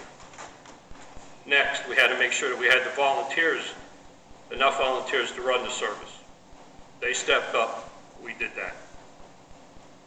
Next was training. We had other agencies step up and offer to help with certified EMS instructors. We also set up a ride-along program with Front Valley Fire and Rescue for added experience. We did that. So to think that we would not have these and other items covered was very foolish. We have a laid out plan which we have followed, but as I've stated more than once, no one from the board has sat with us to look at anything, including the budget. Everything we've been accused of are based on false information, and I personally cannot accept an hour wait for an ambulance service to help out the people who live here. To me, it is totally unacceptable. We are starting to approach another budget time, and we need to sit down soon, either in January or very soon, to meet with a couple of the board members to show what the budget will be to get the ambulances on the road and what it would look like for the following years. We hear that you support the ambulance, but all it is so far is just words, no action. We've been into this thing for a year, and it's just stalled. We have made no progress. I constantly stand up here and talk about it, and personally, I think, people just hear me say a lot of things, no action, nothing's being done, and that don't sit well with me. The county ran the service the last time, and when it started to fall apart, I don't know if it was a combination of the board or the county or whatever, but no action was taken to help the volunteers and to rectify the problem. And I'm sure there was enough blame to go around. It fell apart because of no leadership and lack of cooperation. Well, we have that covered. Just remember one thing. Everybody's pushing for the county to take it over.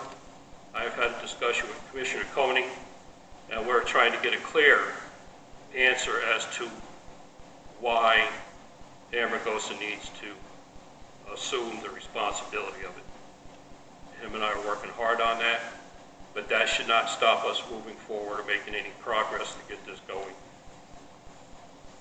With that, with the county running it, if the county comes in here to run it, you take it completely out of my hands and you take it completely out of Captain Jensen's hands. We have nothing to do with it. And again, everything that is being said about us, what we haven't done, which is constantly what I hear, again, is based on false information. And this is something that I was asked to do when I came here. We've done it. We have it all laid out. Everything is fine. And we all just need to find a way to sit down, move this thing forward, and get it going. Thanks. Thank you, Chief. And I'll thank everyone for their patience. I know it's been a long night, but these words needed to be said, and some clarification needed to be given. Town office report for possible action, discussion, and deliberation. Motion to approve the invoices for payment and approval letters for signature. Ms. Christie.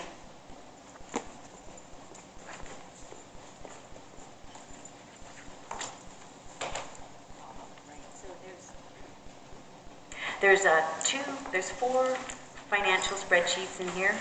2 are from our accounts payable meeting. We're doing accounts payable meetings every 2 weeks so we can get things into Eden and going faster. So those are the 2 signed ones at the back. One is the invoices for approval that was from the 12th, and then there's a short one that was problem invoices from back March, May, and so on that needed additional backup in Eden. And there are 2 new invoices or spreadsheets that need your approval.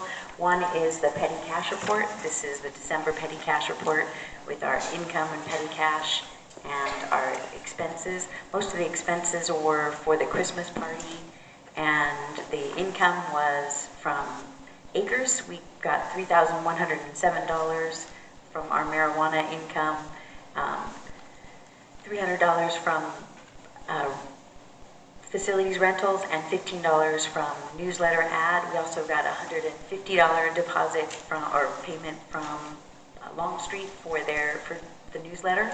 That was a check, and that went in with our check income. And then this is the approval for today, which has 3 invoices. Public Safety Store, I need a new vendor number.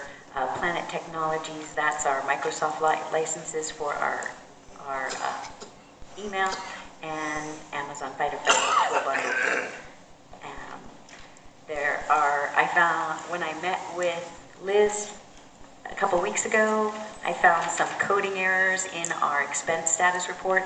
Some of them are set up in payroll. That's not, so that's, I have to go through HR and Rayanne to get those done, but I've done general journal entries to correct any incorrect coding, including medical clinic and the workers' comp and so on. So any negatives that you've seen in there, I'm addressing with our accounting, and we're doing general ledger journal entries to change those within the funds. The end of January is going to be our audit.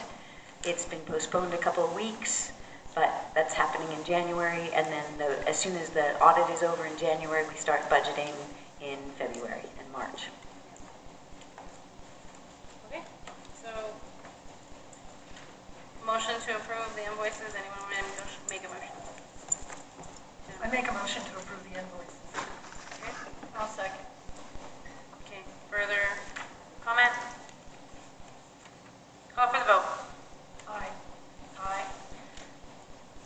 Trevor, aye. Aye. Okay, I do want to discuss the expenditure report, though. yes, that's where we're headed. Page 7, I'm seeing Nye County Commissioners Boards of Miscellaneous for $10,000. I'm wondering what that is, and I am not seeing a line item for economic and tourism and the parks, culture, recreation.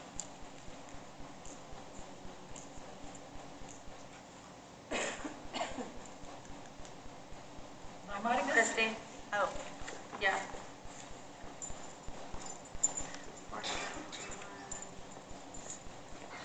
So on page 7, you said? Yes. Intergovernmental $10,000. Yes, what is that?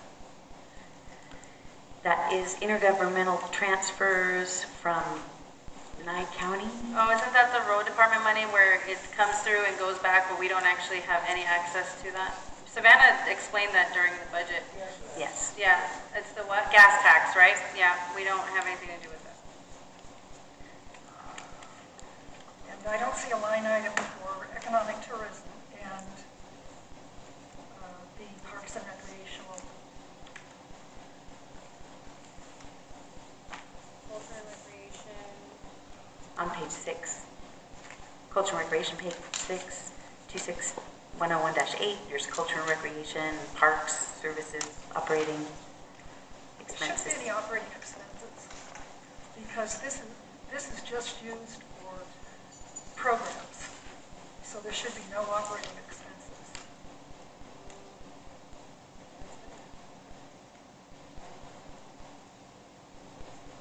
And then again, the line item for tourism, economic development tourism.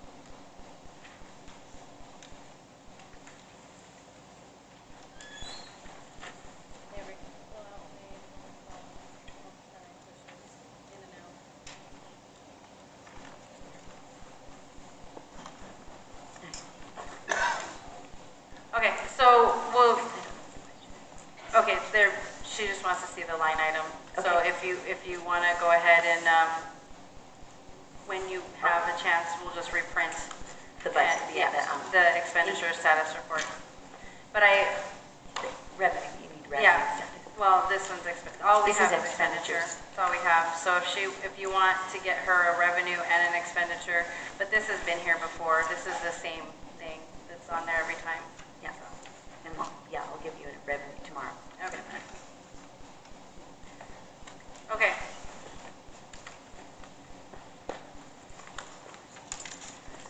Any further questions on that? She'll get you another copy tomorrow. Okay, that was only for discussion. We're at committee reports, everyone. Thank you for holding your seats. Human resources tonight. No report. No report. Cemetery committee. Liaison to the cemetery committee. Yeah, that would be me.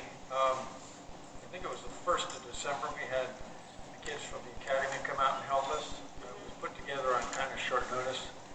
Help me, was that the 1st of December? Anyway, a couple weeks ago on a Sunday.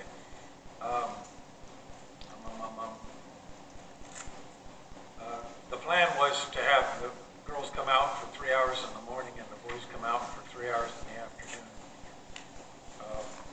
4 of us showed up to, I guess, kind of organize it. Bruce was there, Ken was there with his trailer, CJ, Trevor, some other people came and went. Anyway, girls were 2 hours late, but they picked up their tools and went to work. And then CJ announced that there were brownies in their tools. Went back down to the ground. In the afternoon, the boys came out, and, well, the girls worked for 61 minutes. In the afternoon, the boys came out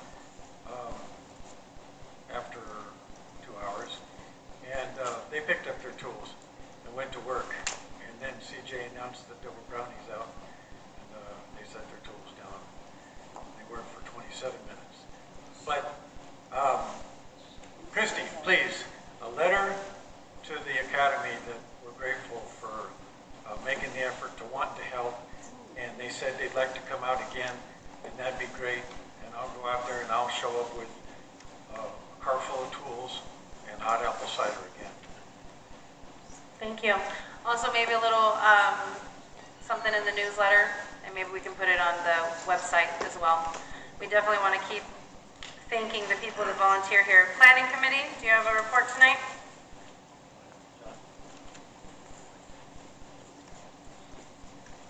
John Costa, BOSTA for the Planning Committee. We had a new applicant for the Planning Committee, Thomas J. Baker. It'd be appreciated if you would put it on the next agenda to approve him as a member of the Planning Committee. During public comment, we had a public comment where we were asked to ask the board to declare that the AVIA building in Amargosa Valley, I understand from what people said, was used for an elementary school and then was the town office before we built this facility. And that building is in need of repair. I noticed today that when I was going down the road that a window has been broken out. Looks like somebody's entered the building. I've never been in the building, but somebody asked if that building could be declared a historical site in Amargosa Valley to be saved for in the future, because that was originally the original facility for the town. I know that it's in private ownership, but when that person was approached, he said he's not going to do anything with the building. Maybe he'd be kind enough to donate the building to the community and then go for a grant for a historical site, because we have very few historical sites in Amargosa Valley. Right. And it was like it was pointed out at the VFW, there's a mural and they have pictures of men that were in the organization, and nobody today knows who the people are. And so we're not keeping up with the historical part of our communities. And then the other thing is that in our agreement with the United Builders that they would do a monthly report. They sent me an email. They emailed the town and the board, but I went ahead and made a copy of the report. It's the second report. He promised that he would give us a report. He has pictures of the present foundation. He says that the final plans are going to be approved, and he hopes that by the end of this month, they would start laying the block and start the fort coming up, and that would be an added facility and revenue to the community. Absolutely. So that's the end of my report. Any questions? No. Thank you, Mr. Bassa. Thank you. Yeah, John, at that meeting, board, this is kind of way out in the future, an idea we were dabbling with. It's sort of within the planning committee's charter, sort of not, but we're woefully behind on compiling any kind of history of the valley. There's been efforts made in the past, and the planning committee might be making an effort like that. Ken Gary is probably our best resource, but there are others. Morgan. Sorry, John, but we just touched on that. It's something we want to be looking into. Well, I just thought that it was an interesting comment. I just wanted to bring the comment forward to the board. Think about it. Possibly we talked about going for grants and so on. Maybe this might be an area where we could move forward with a historical grant in case maybe making a purchase. But over the last 5 years, the building has deteriorated. Metal has been taken off of the air conditioners at the top. As I pointed out today, when I drove down the road, I noticed a window was open, so it appears somebody's gone in the building. I don't know if they've done any damage, but... Whatever information, like for the owner, any phone number, anything you have, can you give that to Christy, please? It's my understanding is that Tim Jacobson owns the property. Yeah, there's been some question of that, yeah. We're not sure, that's been brought up in the past, and it keeps being sent to another name, so that's why if you have any information, if not, we'll try and clarify. That's the only information that I know of, and that was the owner that was mentioned. Normally I try not to mention names in the meeting, but understandable. I think that would be the person to contact. Yeah, thank you. Senior Center, is Miss CJ here or Mr. Stengel?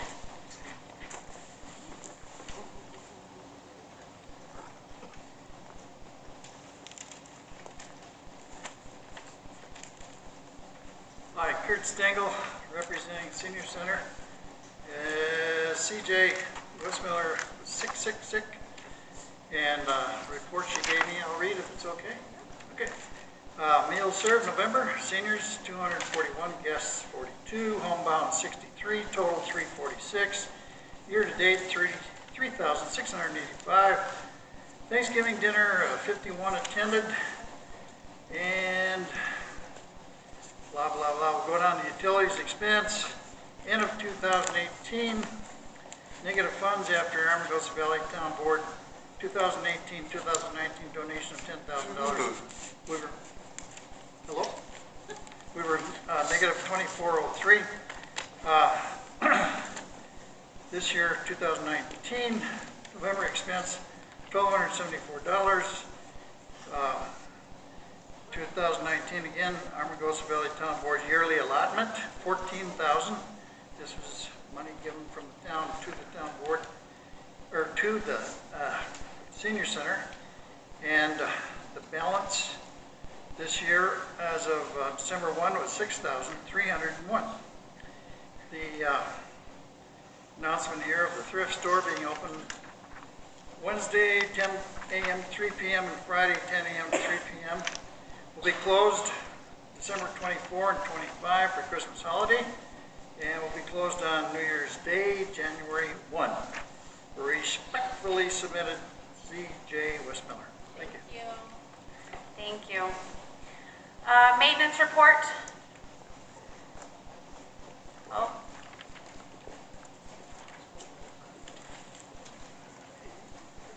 With these answers, SANCHEZ, we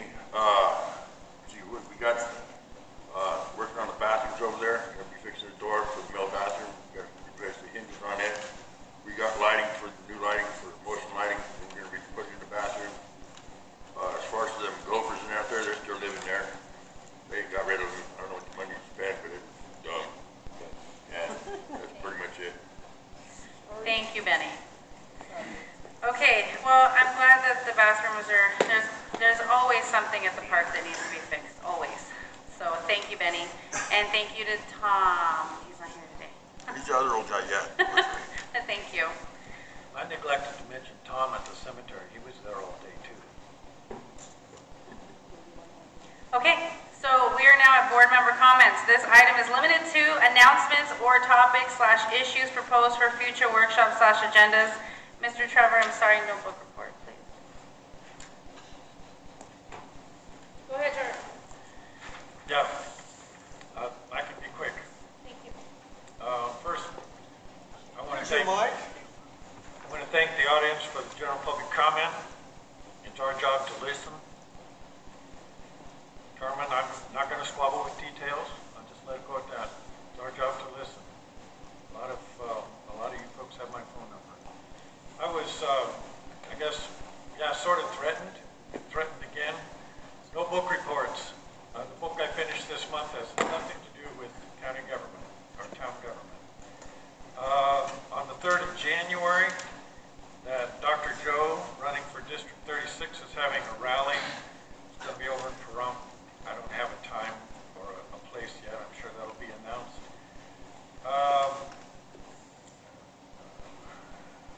Pat mentioned some stuff she's looking for in the balance sheet in the budget. We still have 0 for capital projects in the budget. So I guess we still need some work there. Maybe Pat wants to talk about it. I don't think there's a whole lot that needs to be said, but I think it was the 10th of December. Pat and I met with Koenig and Blue Note on the ambulance question. We're not done with the ambulance question. Item E&F was pulled tonight, but the thing is not dead. The issue is not dead. And I agree with the people who are saying that we need to put an end to the sniping. My comments on the ambulance service are in black and white. I don't like the sniping either. I like to commit myself in writing to my position. This stuff, these handouts that are here, that's kind of where we're at with liability. We got to resolve that. Clearly, we need a workshop. The chief kind of called for a workshop. Let's sit down and talk to each other. Carmen kind of mentioned, looks like we need a budget workshop scheduled. Thank you. Thank you, Trevor. Ms. Minshall. Yes. You probably saw that there's a flagpole and a flag at the fire department. Big thank you to Jeff Fritz for getting Ron Dahl to donate that flagpole. At the last BOCC meeting, 2 block grants were submitted from Amargosa to go forward for consideration. They were rated, number 1, a generator for the town complex for $80,000 with no money to match from the town. Number 2, handicap bathroom, $16,000 with no match from the town. And this goes to February when somebody's going to get together and make decisions on if we are going to get either one. Also, John Koenig and Scott Lewis have agreed to keep the ambulances here in Amargosa for 6 months. It is now up to us and the people to stand up and volunteer to become an EMR or an EMT. Without volunteers, we are not going to get an ambulance service here. Talk to your friends, talk to your neighbors. Kurt, you said you have 35 employees. See if you can get some of your employees to volunteer to take the EMT or EMR class. Discussion with Captain tonight. So we just hired a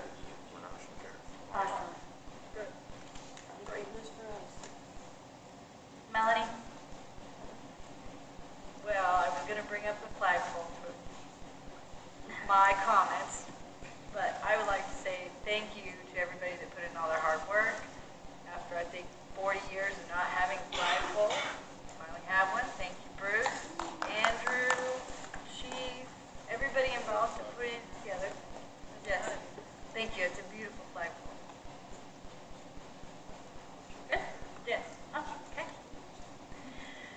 Okay, I'm gonna try and keep mine short. I know it's getting late and it's almost Christmas and we wanna go home.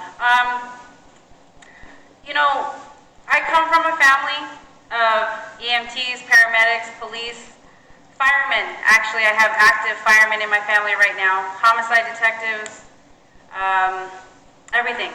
My father was in the military and he was in the medical area of the Air Force. So I know the importance of it, and I apologize if I have failed. I know we've talked, I know we've gone over stuff, I know you've answered thousands of questions over the last 8 or 9 months to a year. I know you guys have worked so hard. So I'm sorry if I have failed on my end.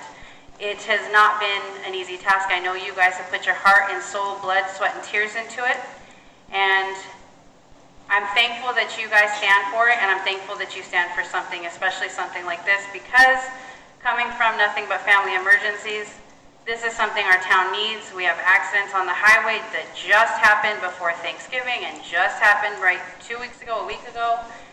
And it's really sad that those people have to wait that long. It's excruciating to know that.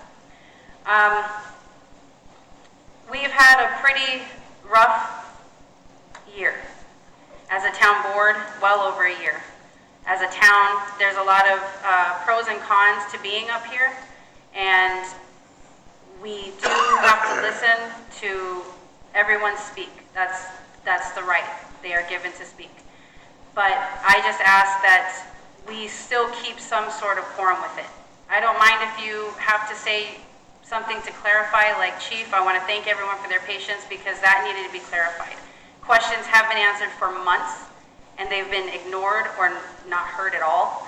And they're said that it's on YouTube, it's recorded, there's minutes in that office. Anyone can walk up to Christy and kindly ask her for any of it. It's all there. There's paperwork, there's paper trails, there's emails. So Miss Christy, I'm sorry if I'm throwing you out there, but please be kind to her. She works very hard, and she does not deserve some of the abuse she has received over the last 4 months from multiple people in the valley. I feel bad for her because she's trying so hard. We all have gone through training. We all ask questions. We still have ties to the county that a lot of you guys don't know about. And it's hard to explain, but it's all here. We try to discuss it, and it's open. So if you guys have any questions, please call us. You guys know me. You can call me. You can find me everywhere. I think we had Christmas dinner December 7th. And we had a great turnout. I want to say we at least had 250 people in this building. I believe we had a great hayride. The fire department, again, brought in Santa, which was fantastic. That was one of the greatest entrances that we've ever had. And we had a good family concert with the kids. So we thank you if you guys were here for that. And thank you to the volunteers that helped with that as well. Okay, moving on to general business. 11D, David, for possible action, discussion, and deliberation, Jessica Cattermist, Amargosa Valley Days of presentation of budget for approval. Thank you, Jess, for waiting all night, hun. Oh, it's fine. I had a feeling. Hello, Jessica Cattermas, K-A-D-R-M-A-S. I am the, event organizer for Amargosa Days. I really don't know what my title is on that. I have here the budget that we have gone over. We have nitpicked. We have quotes from 1,004 people. You should see my emails right now. It is crazy. You obviously, town board members, you have this budget here. I am asking for. Did you guys get it? No, you didn't get it? Oh, here. I thought it was in the backup. I am so sorry. We are asking for $37,600. I have emails and a lot of phone calls and conversations I have had with multitudes of businesses to help sponsor us, to donate, stuff like that. In the budget, I have said we're going to receive about $8,000. That $8,000 I have already met verbally. I don't have anything on paper. Obviously, I have to very clarify that. Verbally, I have $8,000. we really want to make this event, we really do want to celebrate the community. We really want to make this one of the best that I have seen in my whole life. I've started talking with staging companies and stuff like that. I've talked with the Boy Scouts to get us a vertical rock climbing wall. Christy has done multitudes and multitudes of phone calls and emails for us. She's gotten us attractions for the kids. She's talking with the people from Prump to get us the carousel, the merry-go-round that they use for the Fall Fest.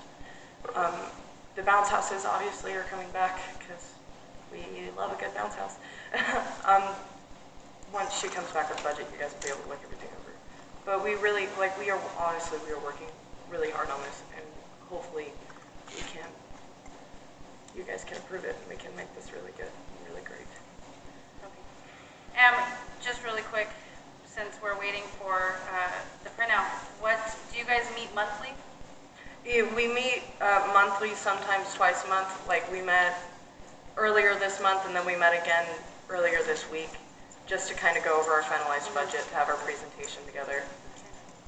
Do you have, did you already say the dates? The dates are the last weekend in April, so it's April 24th, 25, and 26th. Okay. Thank you. Okay, so it says discussion and deliberation, Amargosa Valley Days presentation of budget for approval.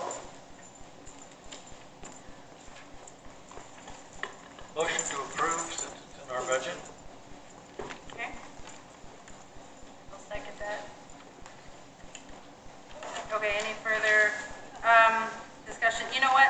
Just because everyone probably doesn't have a copy just yet, you want to say these really fast? Yeah.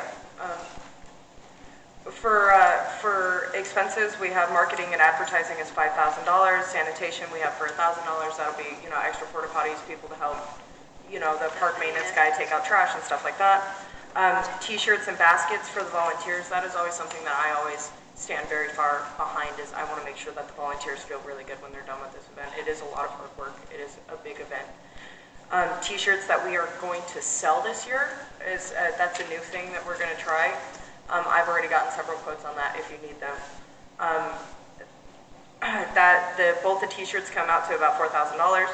Pirate Parrots, which is an attraction that Christy brought to my attention, for $2,500. The carousel for $2,000. The Fun Pack Bounce House, which comes with 3 bounce houses and several games that the kids can play, is $3,000. Music, stage, and sound. We want to give our local bands a real stage to play on, something that is a big moment for them. We have that budgeted at $15,000, which comes down to about $5,000 a day. A climbing wall from the Boys Club in Vegas for $1,500. A dunk tank that we are going to build ourselves for a grant. We're going to do several tournaments this year, a volleyball tournament, a horseshoe tournament, and a basketball tournament. Basketball and volleyball are going to be lumped together for $500 apiece. We are also going to do a car show again this year for $1,000. Town logo design contest, a cash prize of $100. A parade, $500 for trophies and ribbons, and a cash prize as well. For income, we are estimating about $8,000 on income, $1,500 from our raffle. We are also going to charge for booths this year. We are going to do a craft show inside the community center, $20 a space for the 3 days. Outdoor vendors and booths is going to be $25, an additional $10 if you want to add power to that. And we also got a beer sponsorship from, I cannot pronounce that, brewing company for $5,000 for a total of 15. Yeah, something like that. 15,500 total income. We are asking for 37.6. I haven't heard yet. It might be more. I'm going next week to meet. Okay, we have a motion. Sorry, did we get a second, Melanie? Okay. Any further discussion? Yes, on the indoor vendors and the outdoor vendors, charging them $500. In the past 2 years, I believe we've charged nothing. And I would certainly like to see this drop down an awful lot, because in the last couple of years, they've not made much money. And well, it's 20. It's 20. We're guesstimating 500. It's $20 per space. We're based on the amount of spaces we're going to have. We're going to say we're getting $500. Yeah. Okay. My mistake. Thank you. You're welcome. Yeah, that would be astronomical. Yeah, no. I'm not about to do that. And I know that's what You almost gave me a heart attack, I see what you're saying. $20 per booth, honestly, that's what's been charged in the past. It's nothing really any different than it is now. The quilters, the Shadow Mountain quilters out of Pahrump, they were interested last year to participate? Yes, I have Claudia, I don't know if she's here. She said she was gonna talk with them again. We were gonna She's with the stitchers or because the quilt, I know. I think she does both. And there's quilters, because okay. I'm pretty sure she does both. She was gonna reach out to both of them. Okay, cool. And let me know. All right. Yes. Ms. Ross. What if somebody needs electricity for their booth? What if someone needs electricity for their booth? It'll be a $10 additional, so it's $35 for the 3 days. Yeah. That answers my question. Yeah, it does say, I don't know if you have the paper, there's a breakdown of $20 for the indoor vendors and $25 for the outdoor plus 10 for power, which is pretty much the same rate that's been charged in the Thank past. you. Yeah. No problem, I just wanted you to see it. Yes, ma'am.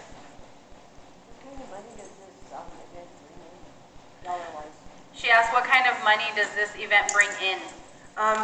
Currently, we are guesstimating it's gonna bring in $15,000. Obviously, that changes depending on like if we do really good in raffle sales and stuff like that. In the past, the event really hasn't made a whole lot of money. It's been more of a town celebratory event type of thing. We are going to be, for some of the various things, going to be charging a small like ticket price. Like if you want to go on the carousel, it's $1 a ticket, that kind of thing. We are going to be implementing smaller steps to make this more of a money-making thing, like selling the t-shirts and stuff like that. A lot of this is very experimental though. Can I make a suggestion? Yes, sir. The people that have said they will contribute, I would suggest you get that in writing. I am. I'm waiting on email backs and stuff like that. They needed our donation request letter, which we just finished and approved within ourselves. So. Right. Okay, so we have a motion, we have a second. I know you're still working on a lot of stuff, and I know how fast this planning has to be done. That's the hard part, I remember. Oh, man. Christy, you're gonna pull this from which account? The Tourism and Economic Development? We have a motion, we have a second. Any further discussion? Yes, I want to make sure that we can augment this as we need to as we go forward. Yes. This is just kind of a preliminary budget. If we come up with an unexpected expenditure that isn't in this, we will bring it forward as an agenda item. But this is kind of just the groundwork, the foundation, I guess. Great work. Thank you. Looks really good. Call for the vote. Aye. Trevor, aye. Aye. Aye. Passes. Congratulations. All right. We'll see you guys in April. Remember to just update us. Yeah. Okay. All right. E, for possible action, discussion, and deliberation, have Genuine Pest Control do follow-up for 1 to 2 months for gopher control. Fiscal impact is $465 per month, and for 2 months it's $930. Do we actually have a breakdown of how things are going with that right now? Well, they've been out 4 times, 5 times. There's still a lot of activity out there. My understanding is Carolyn is going out and putting bubble gum into the holes. I don't know if maintenance is doing any gopher traps, No, not yet. but we do have gopher traps. Yeah, you got gopher traps. And I know we have gopher equipment as well. It's still a big problem. I'd Yeah. say let's Go old-fashioned. wait a month, maybe. Okay, so you want to just table this for Table this for next month? Okay, I think that'd be good. We need to get through the holidays and some family emergency stuff and see how that goes. So we're gonna move that to next month, Mr. Koenig. I'm gonna have to board, yeah. So we're gonna move this to, make a motion to move this to next month. You wanna make the motion, Pat? I make a motion, I so move. Trevor, second. Okay, any further discussion to continue this to next month? Call for the vote. Aye. Aye. Trevor, aye. Okay. Next one. All right, this is the last 2 items, and they're kind of big, guys. For possible action, discussion, deliberation, appoint a board member to bring our address resolution letter to the next Nye County BOCC meeting, seeking BOCC approval for continued / future assignation? Okay. Assignation. Yeah, of AV addresses by Nye County. That says assassination. My brain didn't see it the whole way. Sorry, I know, but my brain, when I was reading that, I went to the next thing and I saw a completely different word, so. Just assigning, we want Nye County to continue assigning the addresses. Somebody pronounce that good. Assignation. Assignation. Assignation? Yeah, well, my brain saw assassination when I first read it really fast, so that's why I was like, oh. Stop. Assignments. Yeah, assigning.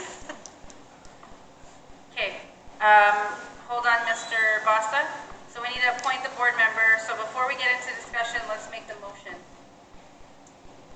I'll make the motion to appoint a board member to bring our address resolution letter to the next Nye County BOCC meeting, seeking BOCC approval as stated for them to continue assigning the addresses. I'll make the motion. Anyone make the second? I'll second. Trevor second. And now discussion. I mentioned to you earlier, there's an NRS in 269 says that this has to be, says the board shall have an ordinance. Right. We talked about it, but I didn't pull it. We're gonna I know, but let people know.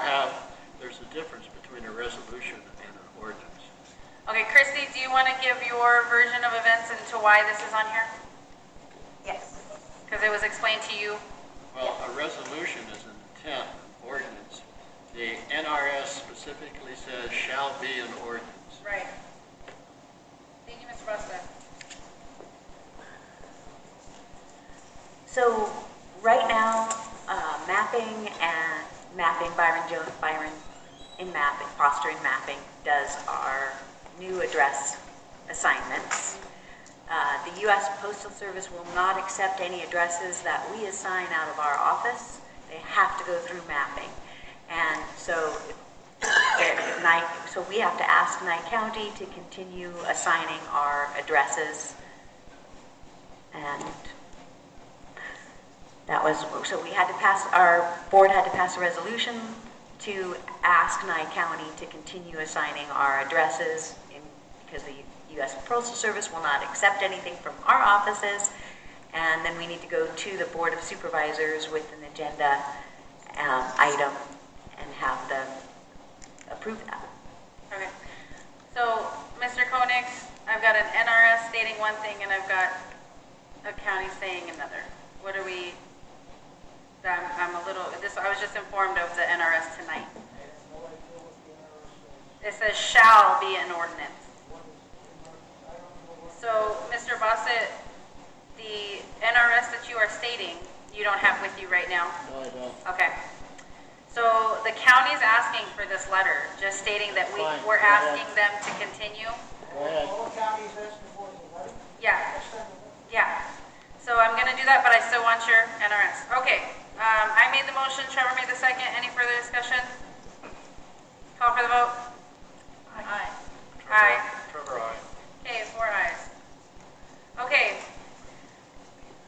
General business, letter I, possible action, discussion, deliberation. December being Appreciation Month for Amargosa Valley, we'll be making framed thank you certificates for Martel Market, El Valle, Longstreet, Acres / Curaleaf, First Solar, the fire department, individuals, and it's for their help and donation towards the community functions. The fiscal impact were frames and certificates of $50.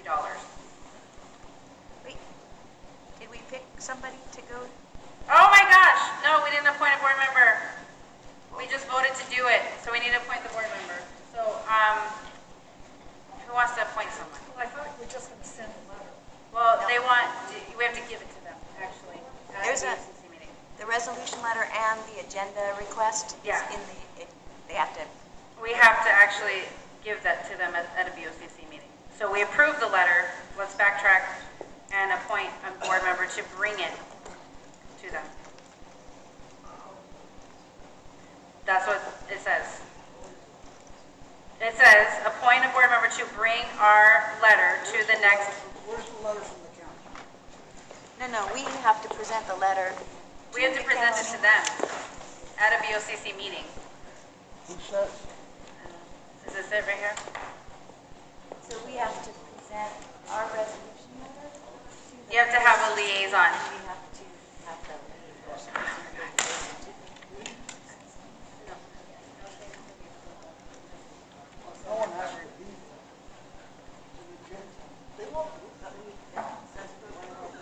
That's what they told her. Okay, so we're just approving the letter? We're just approving the letter. Okay.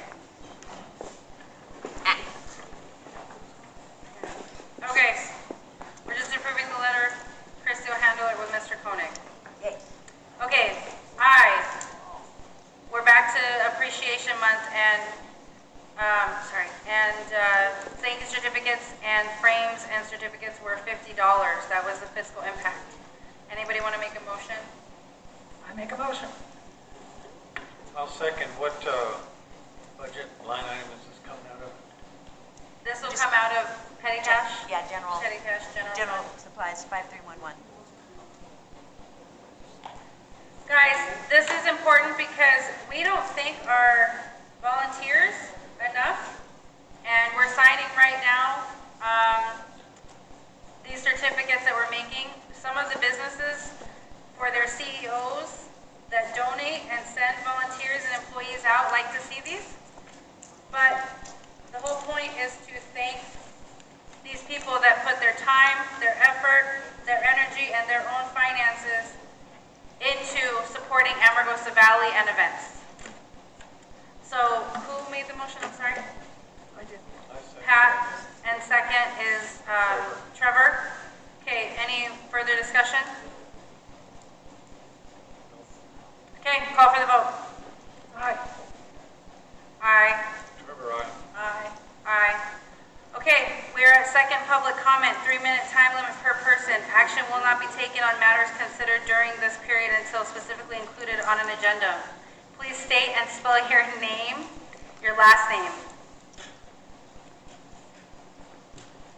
Kurt Stengel, Stengel.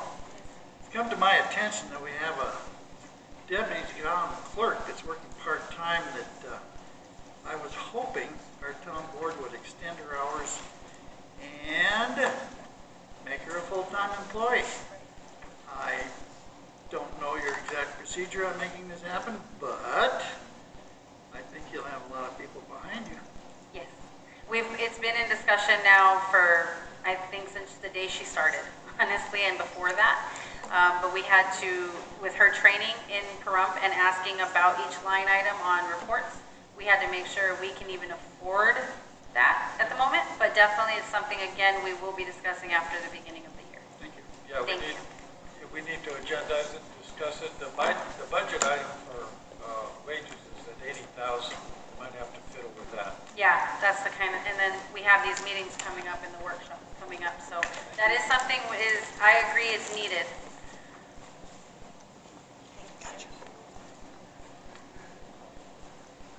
John Costa, on item F and G, what was the reason for pulling those? That was yours. Because it was made very clear that these things are not going to happen.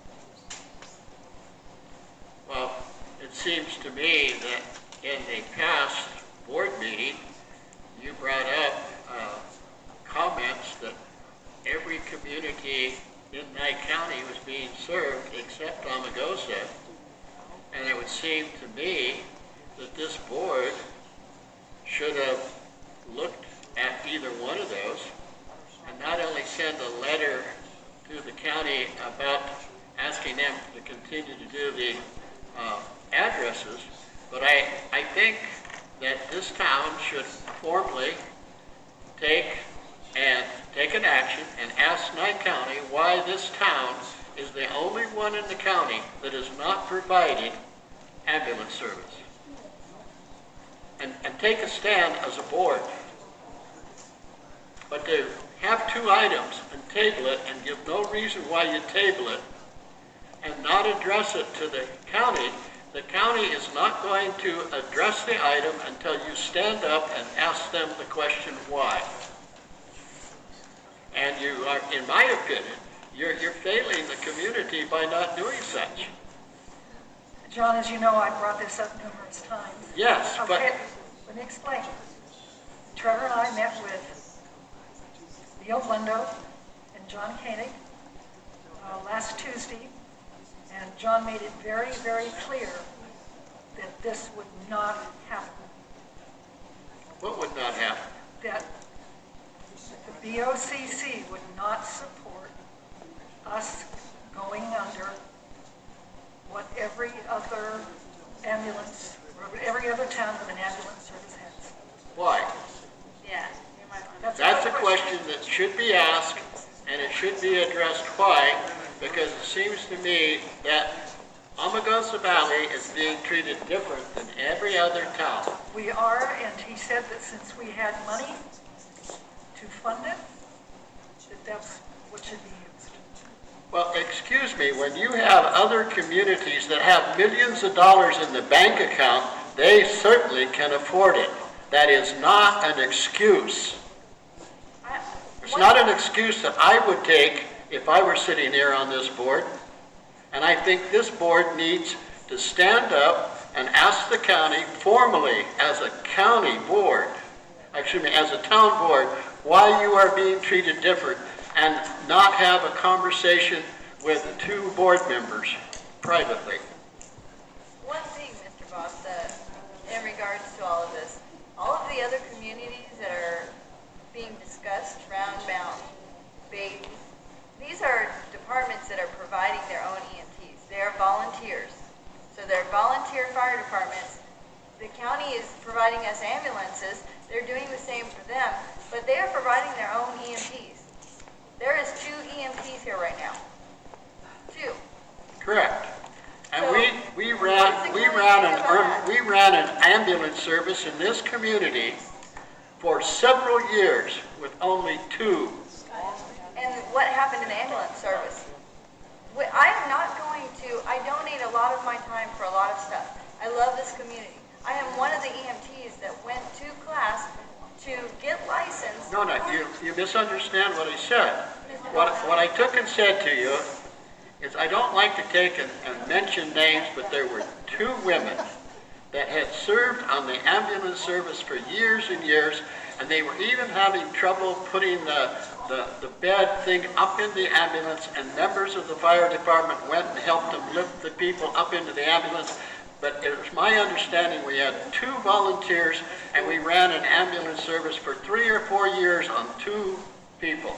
And we cannot do that any longer. You're asking, so not only Do we run an ambulance every day? you have to have someone on service 24 hours a day, which To means even that have the license, you have to have. I understand that, but what I'm trying to say to you is we ran an ambulance in this community. I think if you check into it, it was run for several years with just 2 people. And those 2 people got very, very tired. Well, those 2 people also are now senior citizens. Yes, they got tired. Okay, so Mr. Boss, I don't want to argue the issue. The point is, it's all not- I'm simply saying is I'm that, trying to give you an answer to that Okay. one question in regards to what's the difference. We don't have enough EMTs to run an ambulance service right now. I am one of the EMTs that we're discussing. My Okay. husband is the other. So we're discussing, you want us to, I'm not talking about you personally. Okay. I'm stating, I am not going to be able, I have a full-time job also. I cannot personally do that.